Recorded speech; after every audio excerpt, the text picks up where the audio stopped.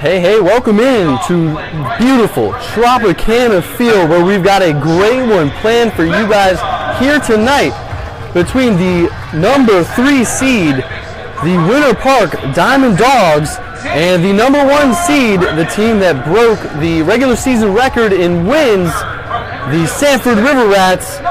And we're going to battle it out here in the championship game. Welcome in. I'm Cody Shook alongside Casey Wright, the Winter Park Diamond Dawgs broadcast intern. We're going to be switching, flip-flopping, calling the game tonight. And what can we expect between these two teams? Well, these are two teams that have played together absolutely fantastic. They were two seed majority of the season. And actually, the series was split this year, kind of 4-4. It went against Sanford and fell the first 3 games against the Sanford team. The last couple of the season went down the road. But tonight, playing the Tropicana field, players dream of playing it in the Major League ballpark. And I think we're going to see fantastic. Pitching from Winter Park and playing from Sanford is going to be very good. I'm just beyond excited. I'm just so happy to be here, honored that our teams got in it. And we have to go back to the final game of the season. You guys were the number 2 seed. That game almost meant literally nothing except for the record breaker for wins, and then the only thing you guys could do was lose your seed. Right, and that stretch, 37 in the year, is not ideal enough. It was very important because Alpine and Minnesota got canceled on that Sunday, so they weren't going to lose the game, and they helped us out. So we really did need that win, and you guys were trying to break the record. So a lot was on the line, even though it didn't really feel that way. And now we're here at the championship game. All is done. They've made it. We'll see what goes down after this. Yeah, regardless, you guys were going to be the away team because of the amazing record that Sanford had. They broke the wins record with 30. They're the number 9 team in the country, and they're coming in and they're red hot. They just beat Winter Garden in 2 straight games to win that series. They won 2-0 and 9-2. They're putting up runs and they're not giving up very many. And they're going to be going up against a Winter Park team that is just star-studded. And as I was going through the lineup, I was writing it down. I was like, well, it helps that half these guys were all-stars. That's how I know all their names so well. This team is very good.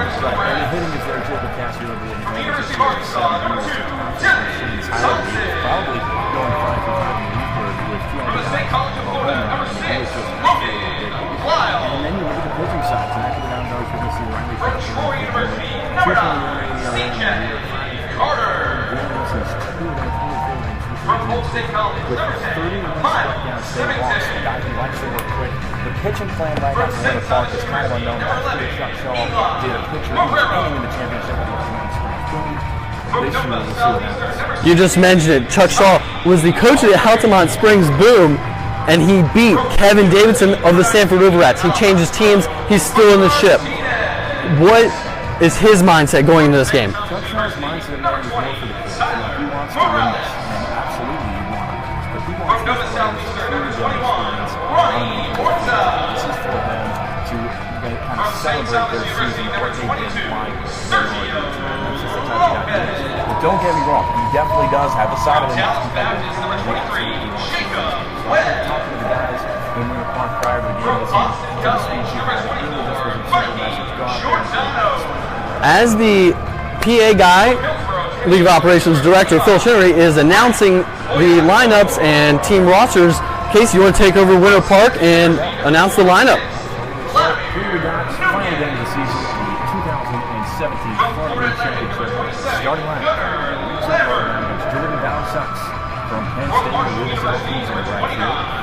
Jim Rodriguez from Reinhardt will bat second. He's playing second. Kyle Goodbrag, an MVP candidate for this year, will bat third. He will be in center field from Henry Riddle. Jacob Kasky, another MVP candidate for this season, will bat fourth base at Wichita State. He headed to Northwest Florida this fall. DH and fifth. Christian Rivera from Weber International will play shortstop. Zach Howard will bat seventh. Left field. Gibson Krasnitsky will be at third base and eighth. Batting in the final of the lineup. Catching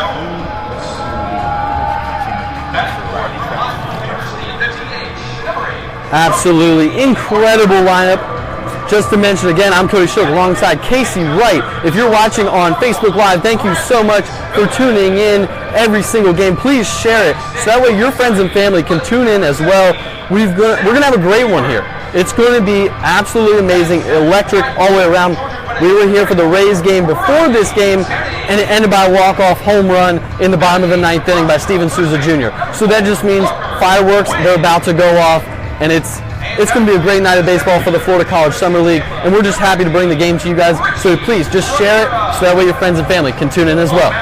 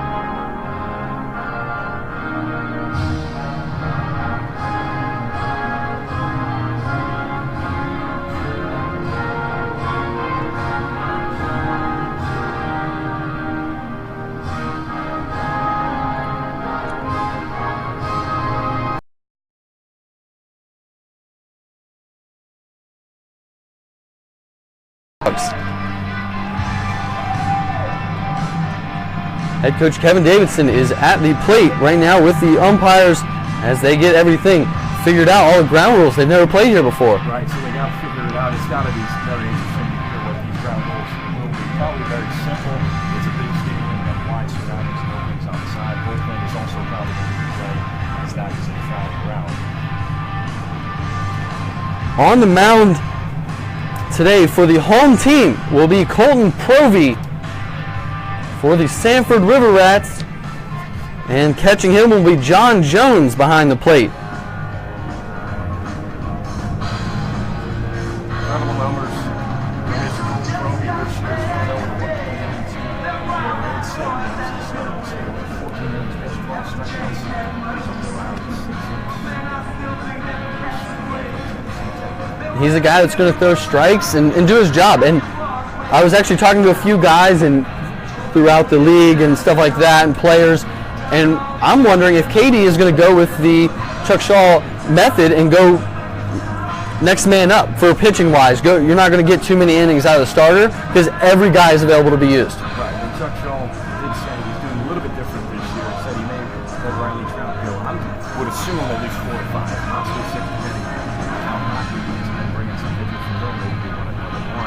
But we'll see. I mean, it's a very interesting strategy. I think it's a great strategy, truly, because you're going to have guys pitch on and move through kind of eventually. You know, this is not for them to go out there. You know, it is about winning, getting this championship. But to play baseball on Tropicana Field, has more rewards for playing so well. It's something everyone sounds. And the home lineup for the Sanford River Rats: batting first, playing second base, Omar Villeman; batting second, playing third base, Dathan Pruitt; batting third behind the dish, John Jones from South Carolina; batting fourth, the DH tonight, Cody Orther; batting fifth, the shortstop, Francis Villeman; batting sixth,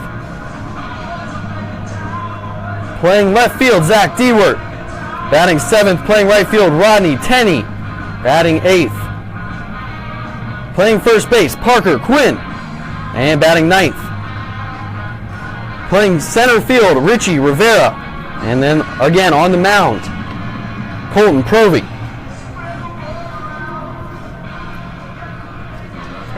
Ladies and gentlemen, before we get started today, we'd like to welcome our first pitch person from ESPN Afternoons with Scott Inez and Nicky Football, as well as live, local, and loud. Every weekday from 4 to 8 p.m. on ESPN 580 Orlando. Please welcome former College Park Freedom broadcast intern Nick Ridowitz. Thank you, Nicky Football. Now, ladies and gentlemen, the left level. We're about to get underway here And my man Casey's going to take over the play-by-play. We're going to just switch back and forth because this is an experience for us as much as it is for the players. Casey's going to call it whenever his team comes to bat, and then whenever Sanford comes to bat, I'll call it for them. Make sure that it is upbeat and exciting all night long. All night long, just like man Cody said. Well, here we go. The 2017 Florida Collegiate Summer League Championship here at Tropicana Field. Let's go get some of that circle with John Jones. Like we said, we will be joining our Sox from Penn State for Winter Park. Thank you all for joining us on this fine afternoon. Tampa Bay Rays by a walk-off win in the bottom of the ninth with a solo home run from Steven Souza Jr. Big important win for the Rays as they're trying to find a wild card spot down the road. At least Cody is very, very tight. I'm a Red Sox fan, so I'm cool with how it's standing out right now. We just came through the press box area, and we just saw the bats were in the positions of the standings, and that was pretty cool. I need one hot spot. We need it for the scorekeeper. You're, It doesn't matter.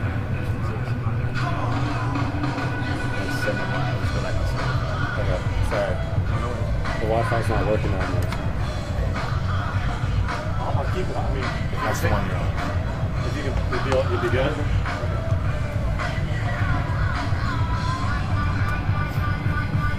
Well, I'll tell you what, talking all year about Florida, no possible chance for a rainout today. absolutely. This will be the first time all year here in Florida, and it's been a very up and down season with the rain, and I know that it's actually taken a mental toughness for these players to come to the ballpark every single day with rain as a possibility. So let's get started. Here comes Jordan Bowersox to lead us off for the Winter Park Diamond Dogs. Leading off the top of the first inning, the Winter Park Diamond Dogs from Penn State, right fielder number 1 is Jordan Bowersox. Springs actually went to Winter Springs High School, so a local guy out of Central Florida. Decided to go play at Penn State University. So he'll step in the box. And here comes the first pitch of the 2017 Summer Collegiate Championship game. And it's a hit by pitch. And Jordan Bowersox will Next have up, Winter Park. Very unfortunate start of the game there, but maybe that gets rid of the nerves. So now let's introduce Danny Rodriguez, one of the fastest guys in the league from Reinhardt. He's playing second base today. Rodriguez batted .298 in his 2017 season with 141 at-bats. He had 11 RBIs, 4 doubles, and 16 stolen bases. Here comes the first pitch from Pro. Eats in the dirt for ball 1. I just can't believe the game started out with a hit by pitch. You don't see that very often. Well, it definitely sets the tone of getting people on base for the Diamond Dogs, and they're obviously motivated with offense right now. 1 ball, no strikes to Rodriguez. And he fouls that one back to make it 1-1. I'm just trying to take in everything that's going on here. Look it up on the screen. An hour ago, that was a Major League Baseball player's face, and now your face is up there, and how cool is that? Yeah, we did wonder whether or not they would have graphics for the top of the scoreboard. They actually do have a scoreboard in center field right under the Tampa Bay sign. 1-1 is the count to Danny Rodriguez. Obi takes a few looks. There goes Bowersox. The throw is going to be a strike. The throw to second is not in time. As Bowersox will get a stolen base, brought to you by Orlando Sanford International Airport. And something to note here, Eli Marrero has been the main catcher for the entire season, and he is not in the lineup today. He actually had a few cuts on his hand as he walked in from center field today. So Eli Marrero not in the starting lineup. John Jones behind the plate. The count is 1 ball and 2 strikes to Mr. Danny Rodriguez, with Bowersox now at second base, no outs. As we're just getting underway here in the top of the first inning. Here comes the 1-2. And that one's cracked to shorts, fielded off the glove of Francis Villeman, and he doesn't have time to throw because Rodriguez can straight fly. And we'll see what they rule that up on the scoreboard. I would give that an I think if he fielded down cleanly, it was bang bang, but I think he would have had him. First and second, no outs. Diamond Dogs already threatening. MVP Canada this year, Kyle Gutvey from Embry-Riddle will count it down. First pitch to Gutweg. And it's in there for strike one. Mr. Gutweg's statistics, Cody, are absolutely superb. .331 batting average. He finished off with 40 hits, 20 runs, 21 RBIs, 4 home runs, 6 doubles, and 5 stolen bases. No balls and a strike. Here it comes. All this away. There's the count. 1-1. I'm on the Florida League website for stats. I hit batting, and I didn't have to look very far. Gutweg is right there in 4th place for the regular season with a .331 batting average. That's incredible. To keep it up as the year goes by, we've seen a lot of guys start at 500, 400, and drop down, but he's kept up there. 1-1. There's another strike to count Gutweg. The count is now 1-2. So in the pregame, I mentioned what is head coach Kevin Davidson going to do with the pitching, and I think that he's going to do a Johnny Holstaff game as he's already got somebody warming up. Trying to use head coach Chuck Shaw's tactic of last year, which did defeat him with the Altamont Springs boom. The 1-2. He struck him out. And Gutweg goes down looking for out number 1 here in the top of the first inning. That is a very big strikeout there with runners on first and second base, especially because of the guy that's coming up to bat now. Jacob Catsby is his name. Hitting home runs is his game. 7 this year. The man from Wichita State batting .316, 30 RBIs, 2 triples and 2 doubles, 36 hits, excuse me. First pitch to Catsby. That'll miss outside for ball 1. And he's definitely up there for MVP considerations, but when I've talked to coaches, they think that Sadler Goodwin for Winter Garden has got it locked up. Sadler Goodwin had a ridiculous start of the year. Incredible numbers from the man from the Winter Garden squeeze. The 1-0 to Catsby. This one's hit to left field high in the air. Fielder tracking it down. He'll get under it to make the catch. For out number 2 here in the top of the first inning. And that was a high pop-up, and I'm wondering, will the white Tropicana field top here ever play a factor in this ball game? Because we've seen major leaguers mess it up and lose the ball in the lights or in the white top. And for the most part, some of these players, this is the first time they're ever playing in this ballpark. As Matt Mackey will come to bat, Northwest Florida State College. He had a 3-run bomb in Sanford versus the Altamont Springs Scorpions in the do-or-die playoff game. Runners go. There goes Bauer Sox. They'll throw it to second to try to get Rodriguez, and it's not in time. A double steal for the Dogs puts them at second and third with 2 outs here in the top of the first. Interesting there that they threw it to second base because I feel like isn't he the faster runner of the two? If they had to race, it would be close, but I still would take Rodriguez. Bauer Sox can straight fly as well, and this is probably why they decided to go with these 2 guys in the top of the lineup today, especially with Gutweg, Catsby, and Mackey hitting behind them. 1-0 is the count with Mackey, second and third, 2 outs here in the top of the first. And the pitch. Swing and a miss for Mackey makes the count 1 ball and 1 strike. Matt Mackey, another one of these guys that can put the ball in the gap and run and drive in runs at an incredible rate. Mackey 2 home runs this year, including 1, like I mentioned, in the playoffs. Phenomenal year. The 1-1. And he'll check swing through that one for strike 2. Another thing to mention actually here as I look around, there's only 3 umpires during your playoff game just a minute ago, a couple of days ago against the Altamont Springs Scorpions. There were 4 umpires on the field. I was informed the 4th is sick. All right, insider information. 1-2, Mackey cracks this one deep to left field. Going back is Dewar looking up, and it's off the wall. Is it gone?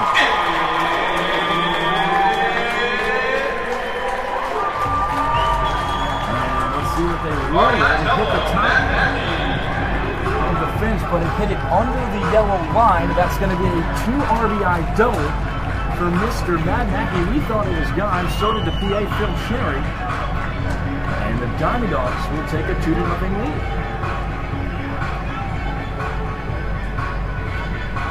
The offense from the man who almost just took that ball out of the yard. Mackey wasn't sure. I'll tell you this, Cody, any other ballpark in the league this year, that ball is out of here. Absolutely. He put a charge in that one. We just talked about it, and you just talked about how you had one in the playoffs, and that one was a moonshot. And he's just keeping it going here. Katie on the mound to Dr. Colton Kirby. New pitcher now, already that quickly. And I talked to head coach Kevin Davidson, and I said, does this guy become a long reliever? Does this happen? And he said, in the playoffs, there is no such thing as a long reliever. You don't let your guy blow up. You get the next man in, and then it's next man up. Looks like it's going to be number 23 from Dallas Baptist University, Jacob Webb. Cody, I don't know if you have the statistics, or what can you tell us about the right-hander from the Sanford River Rats? Jacob Webb, he is really good. He's sporting a 2-2 record, very respectable, 3.55 ERA. He started 7 games. He has 1 save in 38 innings pitched. So 3.55 ERA in 38 innings pitched, 28 strikeouts. He does walk a few guys, 15 on the year, but he's a guy that's going to throw strikes. He's going to compete, and he's going to battle. And I met his dad a few days ago, and, great family, and hopefully does well. Going to be a redshirt freshman at one of the best D1 programs in baseball in the United States at Dallas Baptist, a college that is continuously in the regionals in the NCAA. So the situation will be top of the first inning. 2 outs, and Evan Mackey at second base after he had a 2 RBI double. Giving the Dawgs early 2-0 lead here in the 2017 Florida Collegiate Summer League Championship. And I go back to the starter, and I just wonder what was head coach Kevin Davidson's rationale for starting Colton Provey. I'm not taking anything against him, but on the as of yesterday, it was going to be Ronnie Orta starting the game. So maybe this was a late decision, maybe some mental stuff going into it, and we saw it from the very start. First pitch of the game, hit by pitch. All-Star Game MVP Christian Rivera will get his first at-bat of the day from a Weber International. Webb takes a look at Mackey. The first pitch to Rivera is going to be slowed away for ball 1.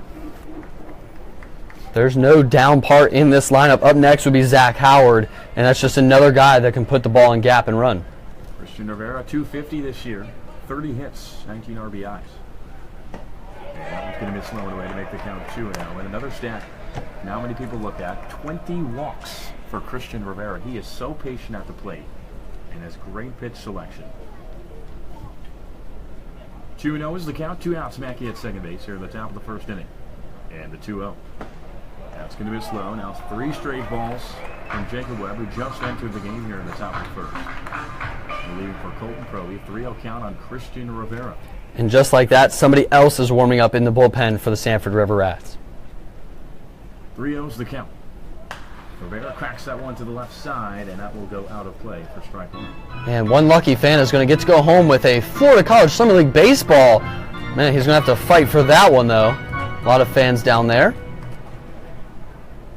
Pretty good turnout for the championship game. People always make the drive out. Gibson Krasmensky's parents drove all the way from Canada. 3-1's the count. And there, that will be ball 4. Christian Rivera will take a 2-out walk, head to first, and it will be Zach Howard coming up from the river. Did you just say they drove from Canada? That is incredible. I actually talked to Miles Sennington's family, and they came in from Illinois. So this is a very big deal, and this is such a cool opportunity. Kids getting to come from around the country to play in Florida, and then the championship game at Tropicana Field. You dream of playing on a Major League Baseball field. Jacob Webb comes set. First pitch to Howard. And there's the strike to make it 0-1. A lot of Embry-Riddle players amongst this Diamond Dogs team. Zach Howard, Kyle Gutveg, Louis Olivier. All play up at Daytona. Swing and a miss from Howard. The count is 0-1. 0-2, excuse me. With 2 down. I've noticed that about a lot of the teams in this league. Like certain teams, I think it's Winter Garden. They have a lot of guys from Troy. Right. And that's how a lot of these guys get a lot of their players for their teams. Only allowed to have 4 of one college at a time. NCAA regulation. 0-2 pitch up and away. The count is now 1 ball and 2 strikes. 2 outs, first and second here in the top of the first. If you missed it, Matt Mackey, 2 RBI double off the top of the left field wall, which is 370 out there. We said any other Florida Collegiate Summer League stadium, that is gone. Howard cracks this one to center field. Going back is Rivera trying to track it down, and he will near the warning track. As that will conclude the top of the first. We head to the bottom of the first here. Tropicana Field. The Diamond Dogs early 2 lead on Matt Mackey's 2 RBI double.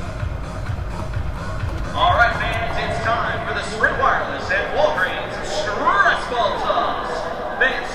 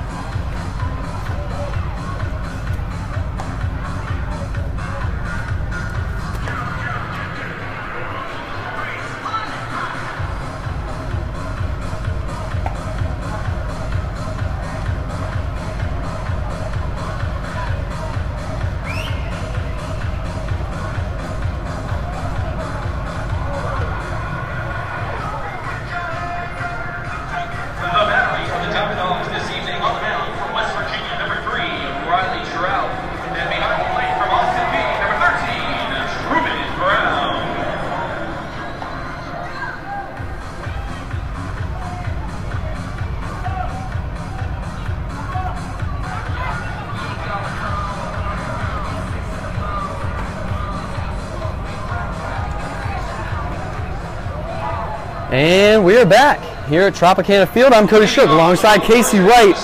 Already, we're calling a good one.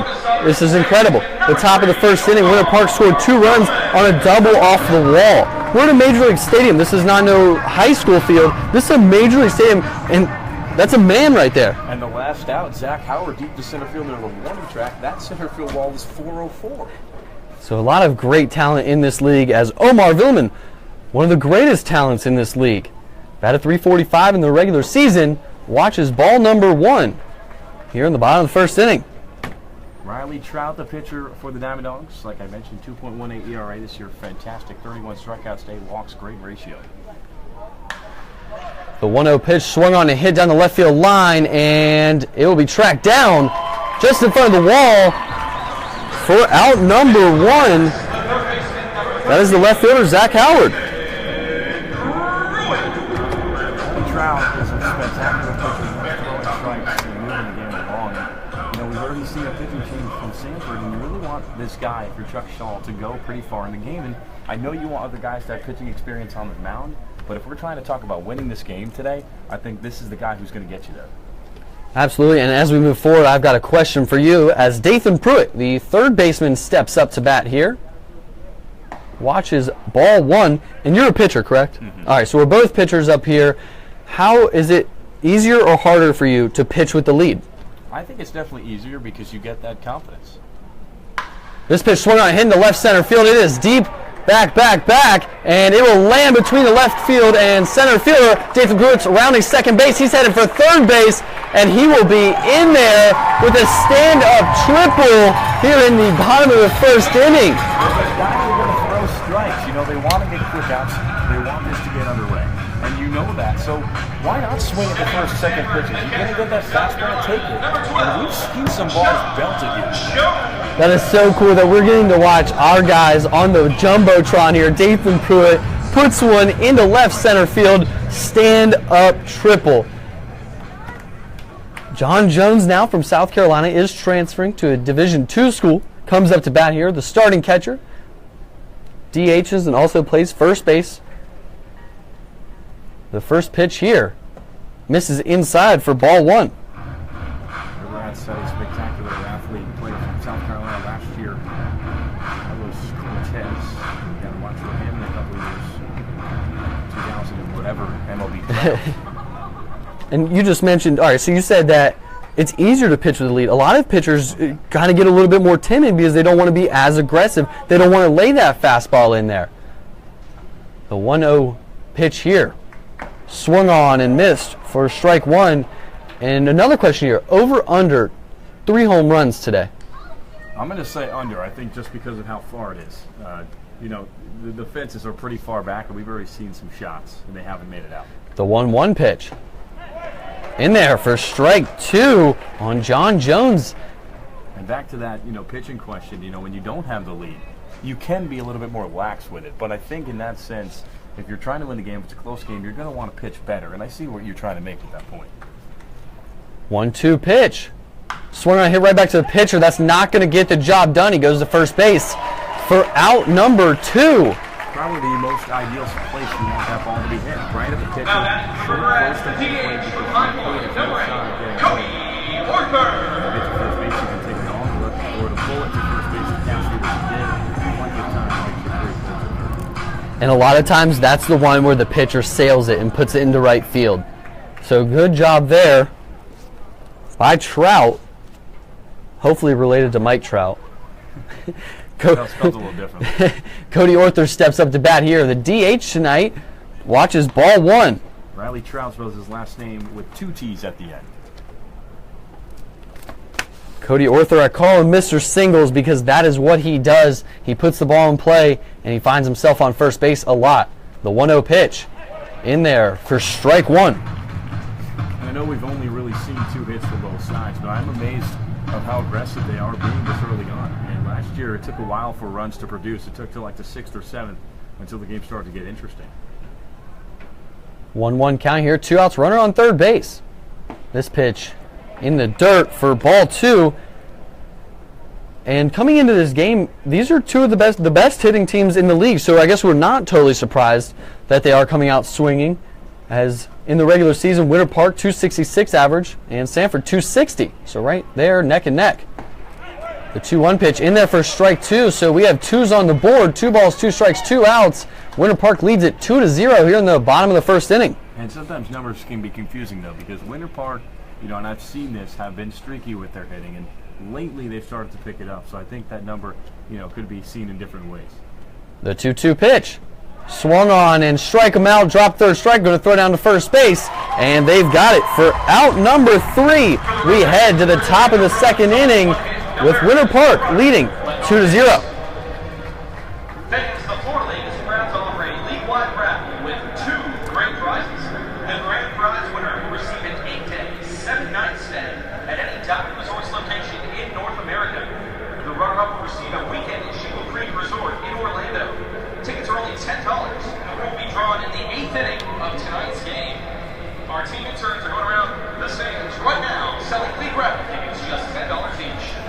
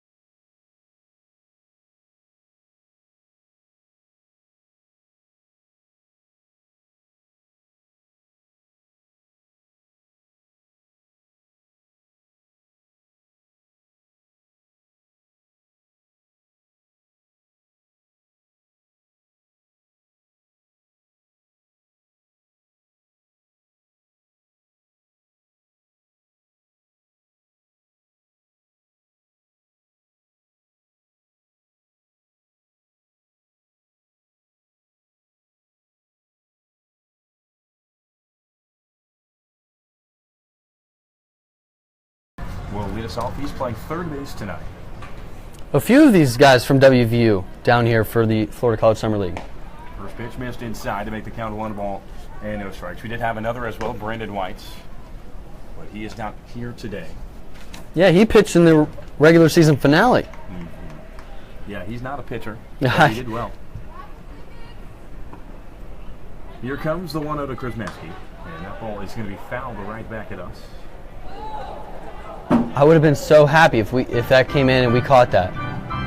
Krasminski 221 this summer with 19 walks, 19 hits, and 12 runs. He always gets on to base. The 1-1. Swing and a miss from Krasminski. The count is now going to be 1-2. WVU turning into a powerhouse in the baseball world. Making it to the regionals this year. Played really well. The program seems to be turning it around. Here comes the 1-2 to Krasminski. Cracks that one down the right side, but foul. And another thing to note for the Sanford Riverettes, I didn't get to mention, Alejandro Martinez is not starting at first base. He was the starter at first base all season long, got hurt with 1 out remaining in Game 2 against Winter Guard in the playoffs. 1-2 missed inside. So that is why Parker Quinn is starting at first base for the Sanford Riverettes today. The man from Hofstra, my hometown of Long Island, New York. We got to talk to him before the season ends. Here's the 2-2. Krasminski cracks this one to center field. Coming in is Rivera. And he'll track it down. Looks like he had trouble seeing it with the dome as they're starting to try to adjust that. I absolutely think that will become a factor at some point, at least once in this ballgame. It's absolutely incredible here. Truman Brown, the catcher from Austin P, will get his first plate appearance today. Or I guess we can say tonight, 6:30 p.m. now. First pitch from Webb. That'll miss up and in for ball 1.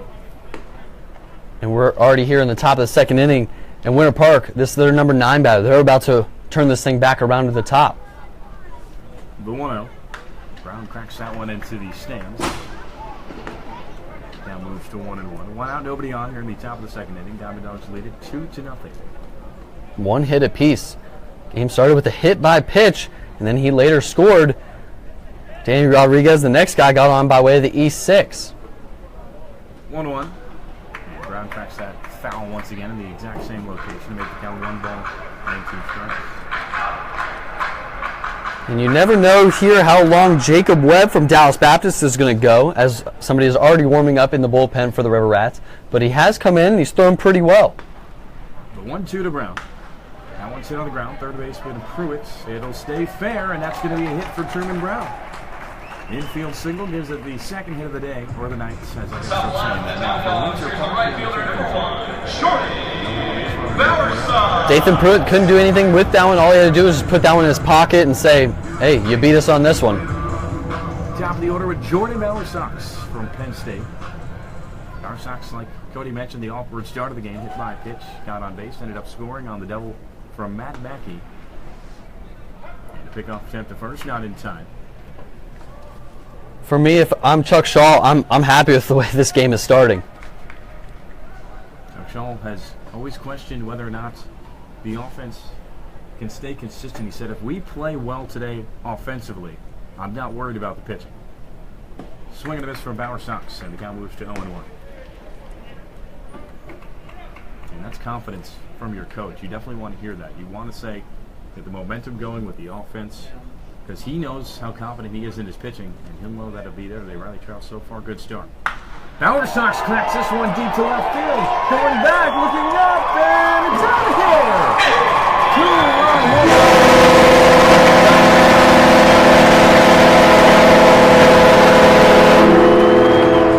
What a way to start today.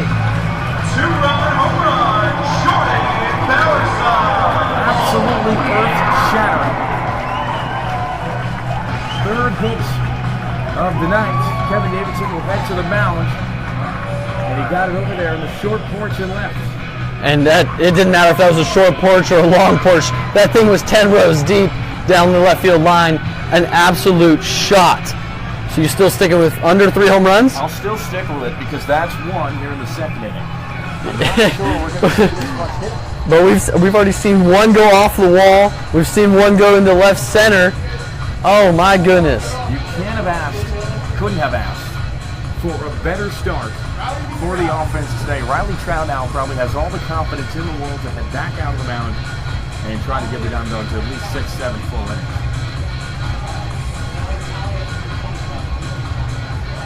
So there will be a new pitcher for the Sanford River Rats. 25, Mr. Frank Foyaco.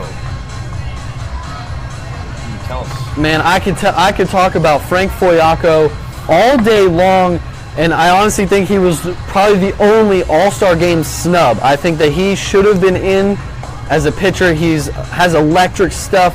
He has a 2-0 record, 41 2/3 innings pitched, 2.8 ERA, 34 strikeouts. This man doesn't walk too many guys, just 7 on the year.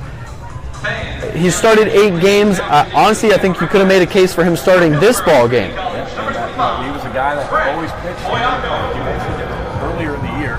You never really got to see this guy pitch because he kept pitching on the road. He pitched a ton, like I said, at Bishop Moore High School. And today he comes in as the third pitcher already for Sanford. And the only reason, Cody, of that is because of how hot this offense has been. We've almost seen 2 home runs for the Diamond Dogs today as Mackey's missed it by, I'd say, about 3 or 4 feet. And, now we see the home run from Bowersox, a guy who is just really a singles hitter. He did have a good amount of power when he plays at Penn State. I saw some videos on social media of him hitting home runs there. So we knew it was in him, and to hit one in the Major League Park, I bet the Penn State baseball program is going to be really proud to see that. I'm sure the MLB scouts will be happy to see that one. And this incredible Jordan Bowersox, 1 for 1, got hit by a pitch. He's seen only 3 pitches, and he scored 2 runs.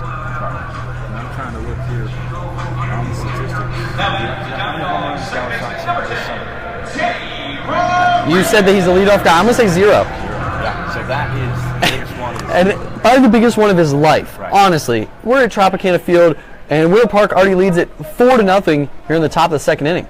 Top of the second, nobody on now, and a 1 out. Danny Rodriguez will get his second at bat. And first pitch from Foyaco. He's going to miss inside for ball 1.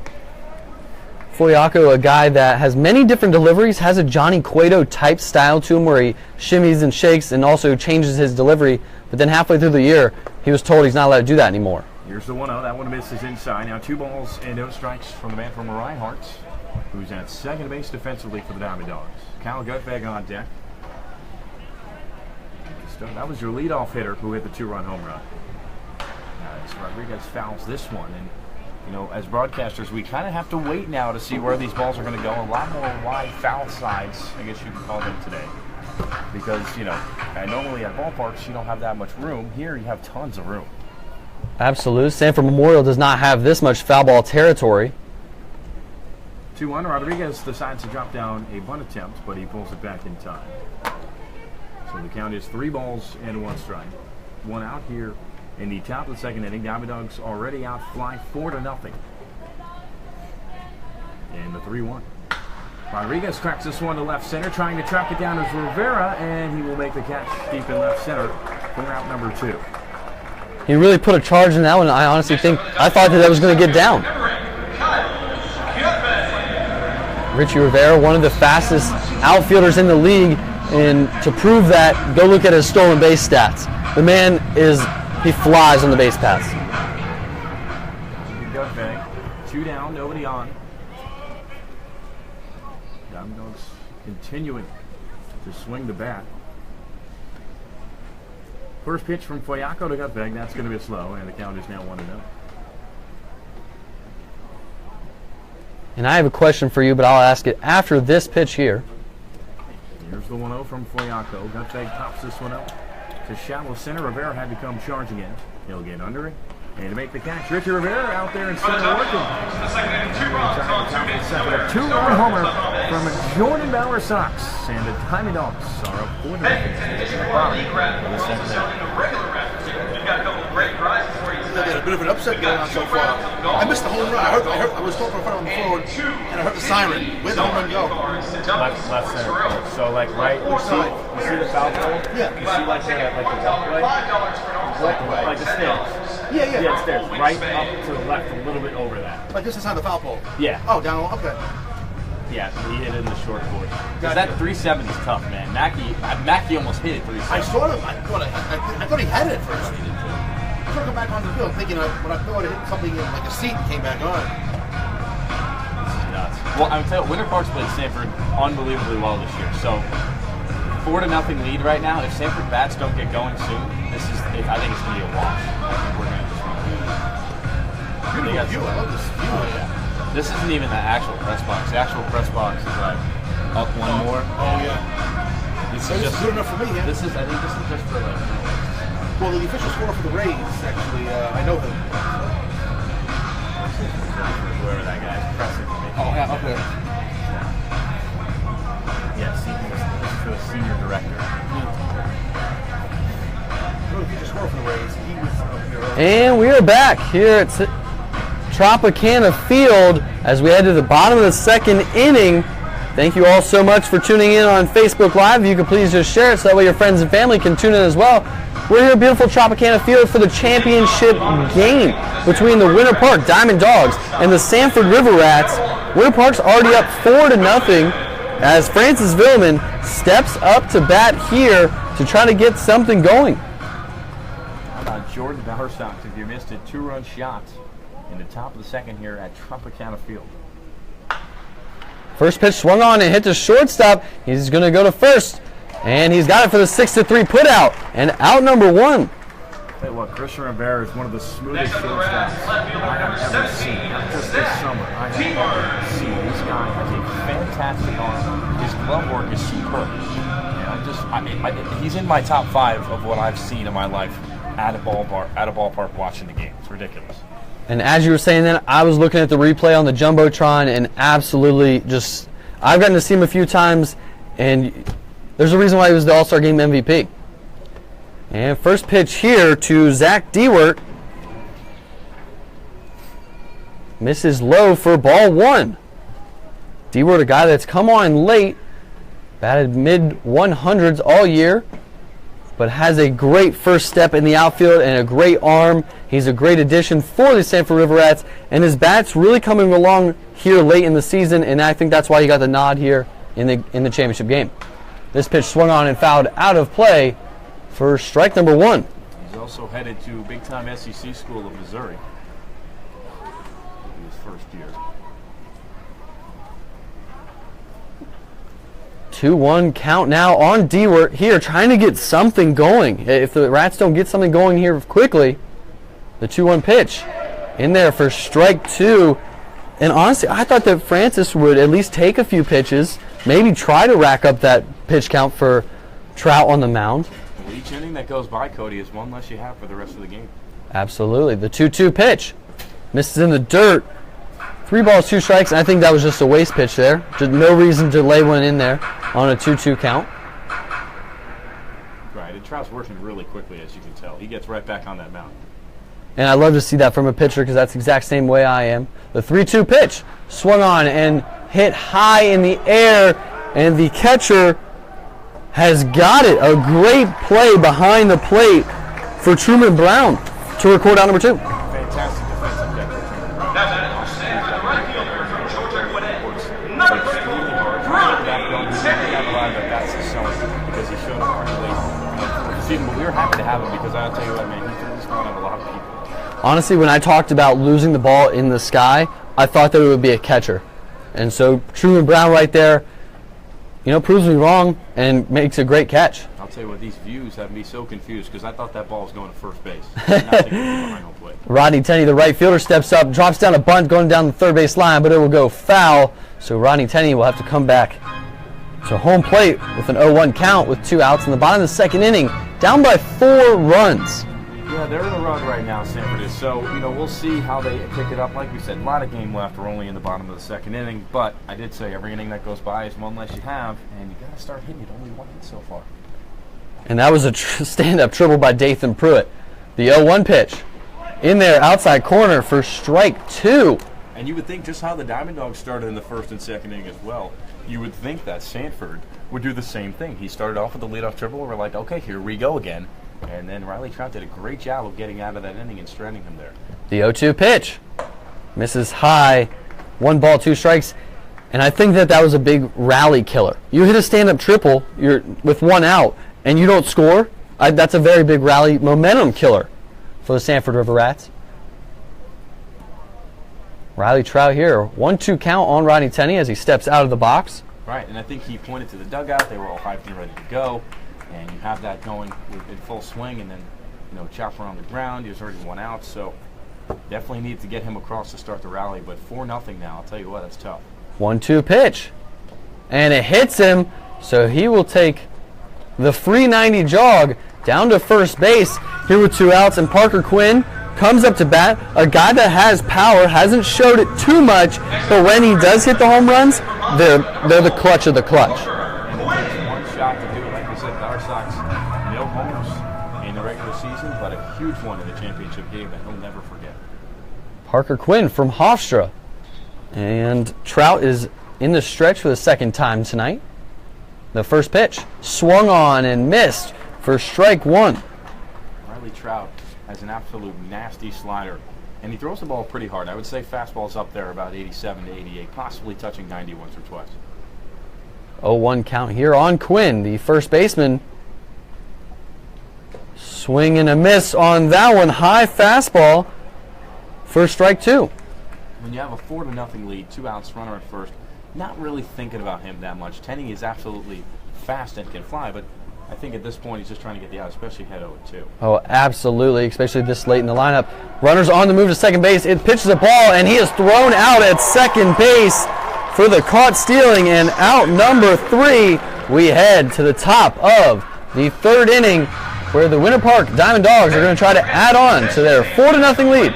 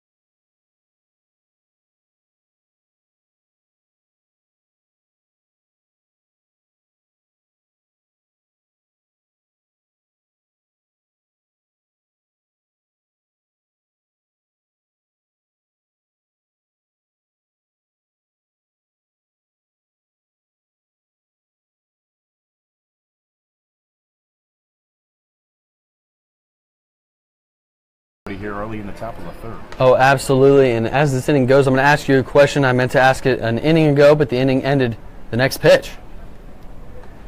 First pitch to Catsby, and that'll miss high for ball one.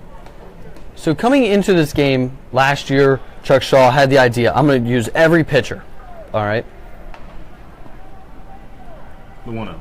Swing and a miss. The count moves to 1 ball and 1 strike. And head coach Kevin Davidson is coming in with that theory today. Right. Do you think that that is a bad strategy to come in with? Like, I know my starter, he's only getting 2 innings. Here comes the 1-1. And that'll miss outside to make it 2-1 ball. In this case, honestly, Cody, my opinion, the only reason he's making these changes is because it's 4-0 right now. Right, but before any of that even happened, somebody was already warming up in the bullpen. I guess. I mean, as the 2-1 from Catsby cracked to first base, Parker Quinn is going to have to get to first in time. Catsby was flying, but he does, and steps on the base for out number 1. And I guess, I mean, it worked for Chuck Shaw last year, trying to get these guys experience going into it. You never know really what he's thinking, and it could have been maybe 2 innings for the starter, maybe 3. You never know. But in that case, it's tough because you don't really know what he's planning on doing. It may have not been inning by inning. But mentally, as a pitcher, when you're on the mound and you see your replacement already warming up, how does that make you feel? I do not like that. Oh, I absolutely do not like that.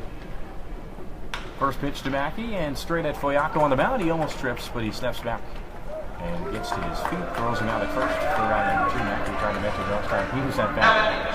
Huge 2 on the number 371 left. He missed it by a height of at least 2 to 3 feet of being a home run in the bleachers in left field. Now that is, like I said, 370 is the wall. That's far for guys who play at high schools this summer.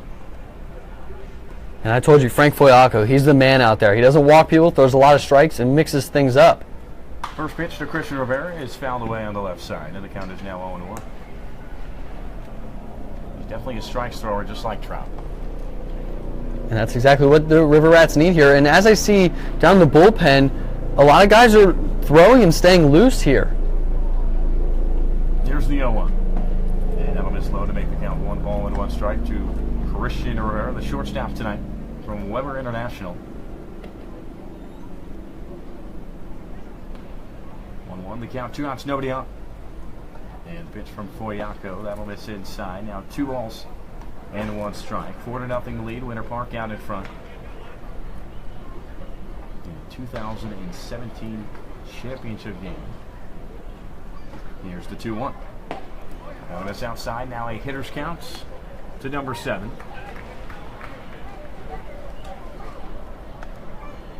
Right here, you don't want to groove him a fastball. The pitch, and that'll miss outside. Rivera walks for the 2nd time tonight. Back-to-back at-bats with bases on ball. Next up, the Winter Park, left fielder number 16, Zach Howard. Illegal will step to the plate. And Howard had the long shot to center field. It was caught by Richie Rivera. But Howard, I would classify him as a goofball. He's a fun guy to talk to. I actually met him before the game today. First pitch to Howard, cracked to the left side. It's going to be Pruitt to throw to second, get the lead out of Rivera. And that will retire the side. To the bottom of the 3rd, we go. Winter Park out in front, 4-0. And the championship game. We'll be right back.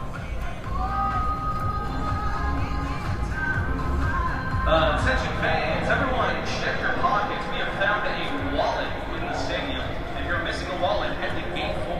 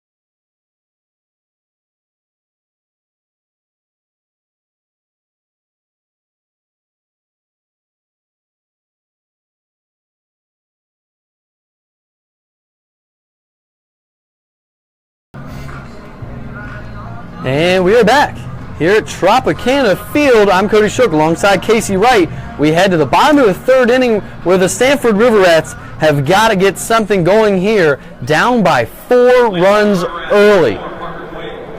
And I wish I could say this hasn't happened to the Sanford River Rats, but it has. It's happened a lot all year, and you probably know it. The Sanford River Rats, their innings 7, 8, and 9. That's when they show up. That's why they had a 17-game home winning streak to start the season. Parker Quinn swings at this one, head down the third base line to Scotty Mack. And the count is 1-1 here on basically the continuation of Parker Quinn. Their home record was ridiculous, too. Only 1 loss, I believe? Yes, against Winter Garden, and it was like the second to last home game of the season.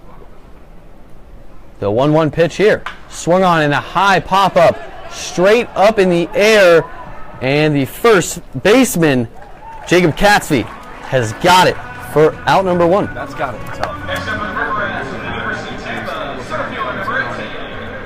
just got to get used to it. But it's not like these guys took 100 fly balls in IO today because they did nothing. Just took ground balls. I wish they would have let us go out there and try to catch them just to see what the players are going through, because I'm sure it's difficult. As Richie Rivera, the center fielder, we've called his name a few times tonight, comes up and watches this one for ball 1. He's been working out in center field. A lot of fly balls hit to him and tracking him down. He's done a great job. A guy that will put the ball down with a bunt from time to time. I don't know if the situation is here. The 1-0 pitch swung on and missed for strike 1. Richie Rivera is the guy that's going to put the ball in play, and he's also got some power at the bottom of the lineup. Plays at a Division II powerhouse not too far from the stadium at University of Tampa.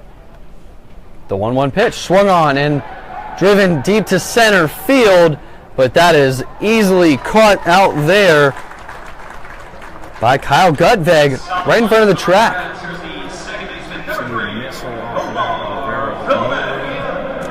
Unfortunately means more outs because the outfielders have more room to run and try to go get him, and they definitely have the speed. If guys can make it to the fence and try to rob it quickly at these college and high school stadiums we play at, that fly ball can get caught here easily. And 404 to dead center. That is way deeper than what it is at Sanford Memorial, as Omar Villeman steps up to bat here and fouls this one straight back and about 25 feet to our left. And I'm just waiting for the one that I can catch. Definitely have an opportunity. A lot of wide views from our angle here in the press box. This is an absolutely incredible setup. The 0-1 pitch swung on and slapped right up the middle. Omar Villeman doing what Omar Villeman does best, get on base and continue an inning. He is so fun to watch. I just mentioned the Division II powerhouse in Tampa. Florida Southern gets hitters and pitchers, and that is just a fantastic school for baseball players as well. I mean, this is a guy who hit over 400 for almost the entire season last year. This year, not much difference. I mean, he's hitting still extremely well. Yeah, finished this regular season 345. Last year set a record 430 with a batting average. Absolutely incredible. Really helped carry this team. And now stepping up to bat, Dathan Pruitt, a guy that can change this game with one swing of the bat, down by 4 runs. The first pitch here misses outside for ball 1. And as we saw the single, a little bit of action going on in the bullpen. Nothing, they're not throwing off the mound yet, just getting the arms loose because if it does start to blow up, they got to have the next man ready. The 1-0 pitch in there for strike 1 on Dathan Pruitt. And you just need guys on base if you're Sanford right now, and that's what you're thinking. You got to get hits, get base runners aboard. 2 outs here, though, so it's going to be tough to start a rally with 2 outs, although it does happen. Absolutely, especially with the speed that the River Rats have.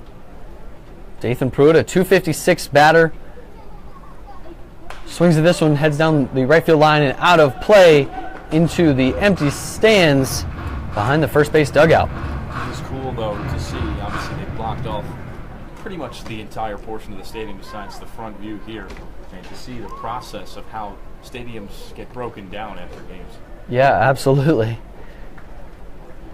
And this kind of has a feel as the 1-2 pitch here swung on and strike him out swinging for out number 3. We head to the top of the 4th inning where Winter Park still leads 4-0.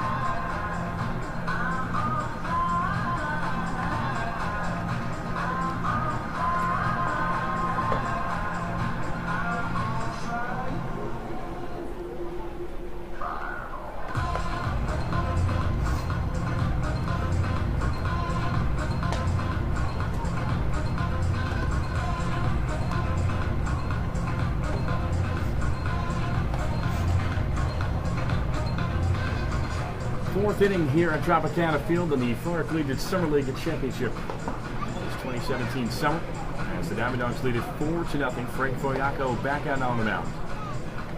Gibson and Krasmensky, the West Virginia man, lead us off. Krasmensky actually transferring out of West Virginia. Notified to me by his parents. We mentioned drove all the way from Tampa to be here today. Actually, we're here the entire week.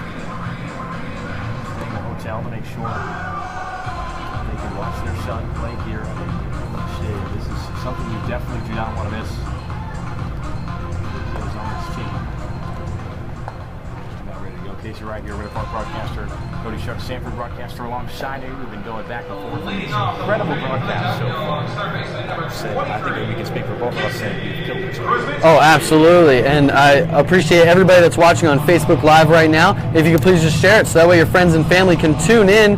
Earlier we had 25 viewers at one time. That's absolutely incredible. Matt Osit, thanks for commenting, but I'm sorry, the Scorps, I can't say go Scorps on the air. Go Rats all day, man. Sorry. First pitch from Frank Foyaco to Gibson and Krasmensky's in there on the outside corner. 4-1. This game's flying by already. We're here in the top of the fourth inning. No balls, and a 1 strike. That's going to be his way to make it 1-1. You're going to make me say that you just jinxed it, but you know what? Yeah. Here today, here in a professional press box at Tropicana Field, this is one of those games that I'm not sure we're going to mind it taking a little bit longer than usual. Oh, absolutely. If this game goes extras, I just want it to be a good game, and just calling more. This place is incredible. 1-1 is the count to Krasmensky as we're just getting the top of the fourth underway. And he cracks on the ground. Foyaco right back to him on the mound, and there's out number 1 as he tosses it to Parker Quinn here at the top of the fourth. We've seen a few of those, just choppers right back at Foyaco, and a lot of weak contact so far generated by Foyaco on the mound. And before the last half inning ended, I was going to say this has a feel of the game where the White Sox and Orioles played in front of no fans. Do you remember that? Yeah. Just a few years ago? And that's kind of what it feels like with no fans in the stands that we can see. Sherman Brown will come to bat his second time tonight from Austin Peay. And that'll miss low in the dirt for ball 1. And that was a crazy sight to see. No fans, all the silence. No background noise on the broadcast. And a pitch to Brown. There's a strike. Now it's 1-1 with 1 out and nobody on. We're in the top of the fourth inning with the Diamond Dogs up 4-0. Jordan Bauer, Sox leadoff hitter on deck. A 2-run homer the last time he was at plate. And 1-1. That'll miss away. Now 2 balls and 1 strike. Truman Brown got on by way of the infield single down the third base line. Dathan Pruitt just put it in his pocket and wasn't able to make a throw over to first base. The 2-1. Swing and a miss from Brown. Now the count is 2-2. And that was one of those balls down the line that you think it's going to go foul and you wait too long to make the decision whether you go for it or not. And at that point it was too late. Truman Brown was already down the line at first. The 2-2. And that one's found the way to stay alive. And I see C.J. Carter warming up in the bullpen for the Sanford River Rats. He has been the closer, one of the most dominant closers in the league. I really can't see who those are in the bullpen for the Diamond Dogs. 2-2, and that one's going to miss inside to make it 3 balls and 2 strikes. Inside puts that lightly as it goes behind him. Trying to keep it all fun and games. And there's never been any hard feelings between these two teams. Payoff pitch to Brown. And he's going to foul tip that one to stay alive at a full count. And I'm trying to figure out who the pitchers are over there. They're just so far away. I'm not used to this. Where's our spotter? We need binoculars. Zacco steps back on the mound. He's got a payoff pitch coming to Truman Brown with 1 out and nobody on. And here comes the 3-2. That one's fouled away. Brown working a very tough battle here at the plate. And this is huge for Winter Park to be driving up this pitch count on Foyaco, because this is a starter that can go long innings. But if you run that pitch count up, you're going to have to get to that bullpen. 3-2. And that'll be ball 4. Truman Brown will work a 1-out walk and head to first base. Second time he's been on base tonight. Here is the man of the hour, Jordan Dawgs. Started off the game leading off, got hit by a pitch, got on, ended up scoring on a Mackey's double. Then his second at bat hit it over in the left corner in left field, just short of the Duckies sign, which is Evan Longoria's restaurant, by the way. A 2-run shot to make it 4-0. He's been involved tonight offensively. Pickoff attempted first, and Brown's back in there safely. Bauer Sox 1 for 1 in the day. 2 RBIs, 2 stolen bases, 2 runs scored. That's incredible. MVP? Question mark. That ball goes in the dirt, and the count will move to 1-0 on Jordan Bauer Sox. And it is very early. It is the 4th inning, though. We're starting to get towards the middle of the game. And you mentioned Sanford River had a 7, 8, 9 inning team, so we'll see if they can pick up the slack late in the games like normal. 1 ball, no strikes to Bauer Sox. And the 1-0, that one's cracked on the ground. That is Pruitt. He can't field it cleanly, but he gets it in time to throw to first and just gets Bauer Sox for out number 1 on the fielder's choice. Moving to second is Truman Brown. And Dathan Pruitt, starting on third base, he's not the normal starting third baseman. If I could go through the numbers, Cody Orther has started, I would say, 90% of games at third base. Dathan Pruitt plays second base, shortstop, third base, left field, center field, and right field. Dathan Pruitt can basically do it all, but right there, maybe tried to come up on it a little too early, bounced off his glove, and just like that, Frank Fogliaco, his day is done, and that will be CJ Carter coming into the game. And a few games ago, when I started talking to head coach Kevin Davidson about pitchers, and if one guy doesn't get to start, does he become the long reliever? And he said that's not a thing in playoff baseball. Right. And the guy I was actually referring to was Frank Fogliaco. I figured he would be the long reliever. And right there, he went more than an inning, which is longer than any guy so far. So now CJ Carter comes on in a role to keep this game exactly where it is. Right. And CJ Carter, there's a lot of pitchers in the league, and it's fun for me and for yourself to talk to players on the other teams and see what they think about the new pitchers. And I think I've heard from everybody this year that CJ Carter is one of the hardest guys to hit off. And really, the only way to describe this to you is to tell you his stats. 2-1 this year, 1.39 ERA. He's appeared in 15 games, okay? He has 8 saves, which I believe was the leading for saves in the league. And then you move to his innings pitched, 19 1/3, 31 strikeouts to 10 walks. Now, 10 walks is a lot, but this is a guy who likes to pitch around, try to get guys swinging with his nasty, nasty slider. And I think it's going to be fun watching him pitch. And the other interesting thing about him is he throws over the top and on the side, and his velocity doesn't change much, and that's not something you see very often with pitchers. You're very right, and it's crazy. When he goes from the stretch and windup, he changes his delivery. He's going to try to keep this game right where it is. Winter Park is up 4-0 here in the top of the 4th inning with a man on second base and 2 outs. More situations here for the Diamondbacks to try to tack on to their already out of front 4-0 lead. And as this game goes by, Cody, if the Diamondbacks do start putting runs up, it's just going to make it harder with the innings going less and the runs producing. It's just going to make them have a huge task late in the game. Also, you have to start thinking, your man on the mound, Riley Trout, the further he goes helps your bullpen, and then it really becomes next man up, next man up, next man up. If one guy misses, the next guy's going to do whatever he can do. But because you guys are all fresh, you guys didn't use very many guys. You only played 1 game in the playoff series against Altamont. So I think you guys are in a strong advantage right here. First pitch to Rodriguez is missed inside. I was hoping you wouldn't bring that up. That is true. So Sanford did have to play 2 games. We only played 1. So a little bit of an advantage. I'll give you that. But all the pitchers are available for Sanford, so I guess it's not that much of an advantage. 1-0. That one's fouled away. And I think you're right. Kevin Davidson did a spectacular job in both of those playoff games, really working the pitchers around to make them eligible for today. And he's a very, very smart guy. So he knew that coming in, what he was going to do. Oh, absolutely. I love talking to head coach Kevin Davidson. Man, he drops some knowledge on me every time I talk to him. 1-1 to Rodriguez, and that's going to miss up and away. The count is now 2 balls and 1 strike. With 2 outs here in the top of the 4th inning, Truman Brown at second base as he reached there on the fielder's choice from Jordan Bauer Sox's ground out. Carter comes set, takes a look at Brown, and here's the 2-1. That one's hit to the right side. Going to be a tough play from our Villaman. He gets it, feels it, the throw to first, not in time. And something I mentioned on the broadcast all the time with the Diamond Dogs over this year, for those who haven't listened to me, this man can beat out ground balls to second base, and he just did. And he did it right there. And look at that. And I know you folks out there listening cannot hear the replay or see the replay, but he got down that line. Wow. And I have a question here. I might ask it next inning. With 2 outs here, first and third, Winter Park up 4-0 early in this ball game. And I want to talk about C.J. Carter coming into this ball game this early. Right. But we'll move on with that. Cal Gutfeld comes to bat. First pitch, and him is away for ball 1.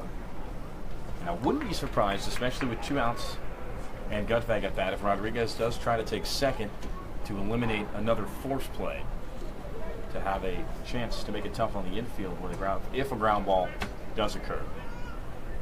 1-0 to Gutfeld. You know it's going to miss away to make the count 2 balls and no strikes. Maybe I will ask it. Are you a fan of bringing in your closer, your most dominant arm in the 4th inning of the championship game? Well, you don't want to keep the bleeding going. Gutfeld hits this on the ground. Francis Filliman will go to second to his brother Omar, and that will end the top of the 4th. Nothing doing for the offense as Winter Park goes down. Triangle has a bottom of the 4th with the Diamond Dogs up on Sanford 4-0 in the 2017 Florida Collegiate Summer League Championship game.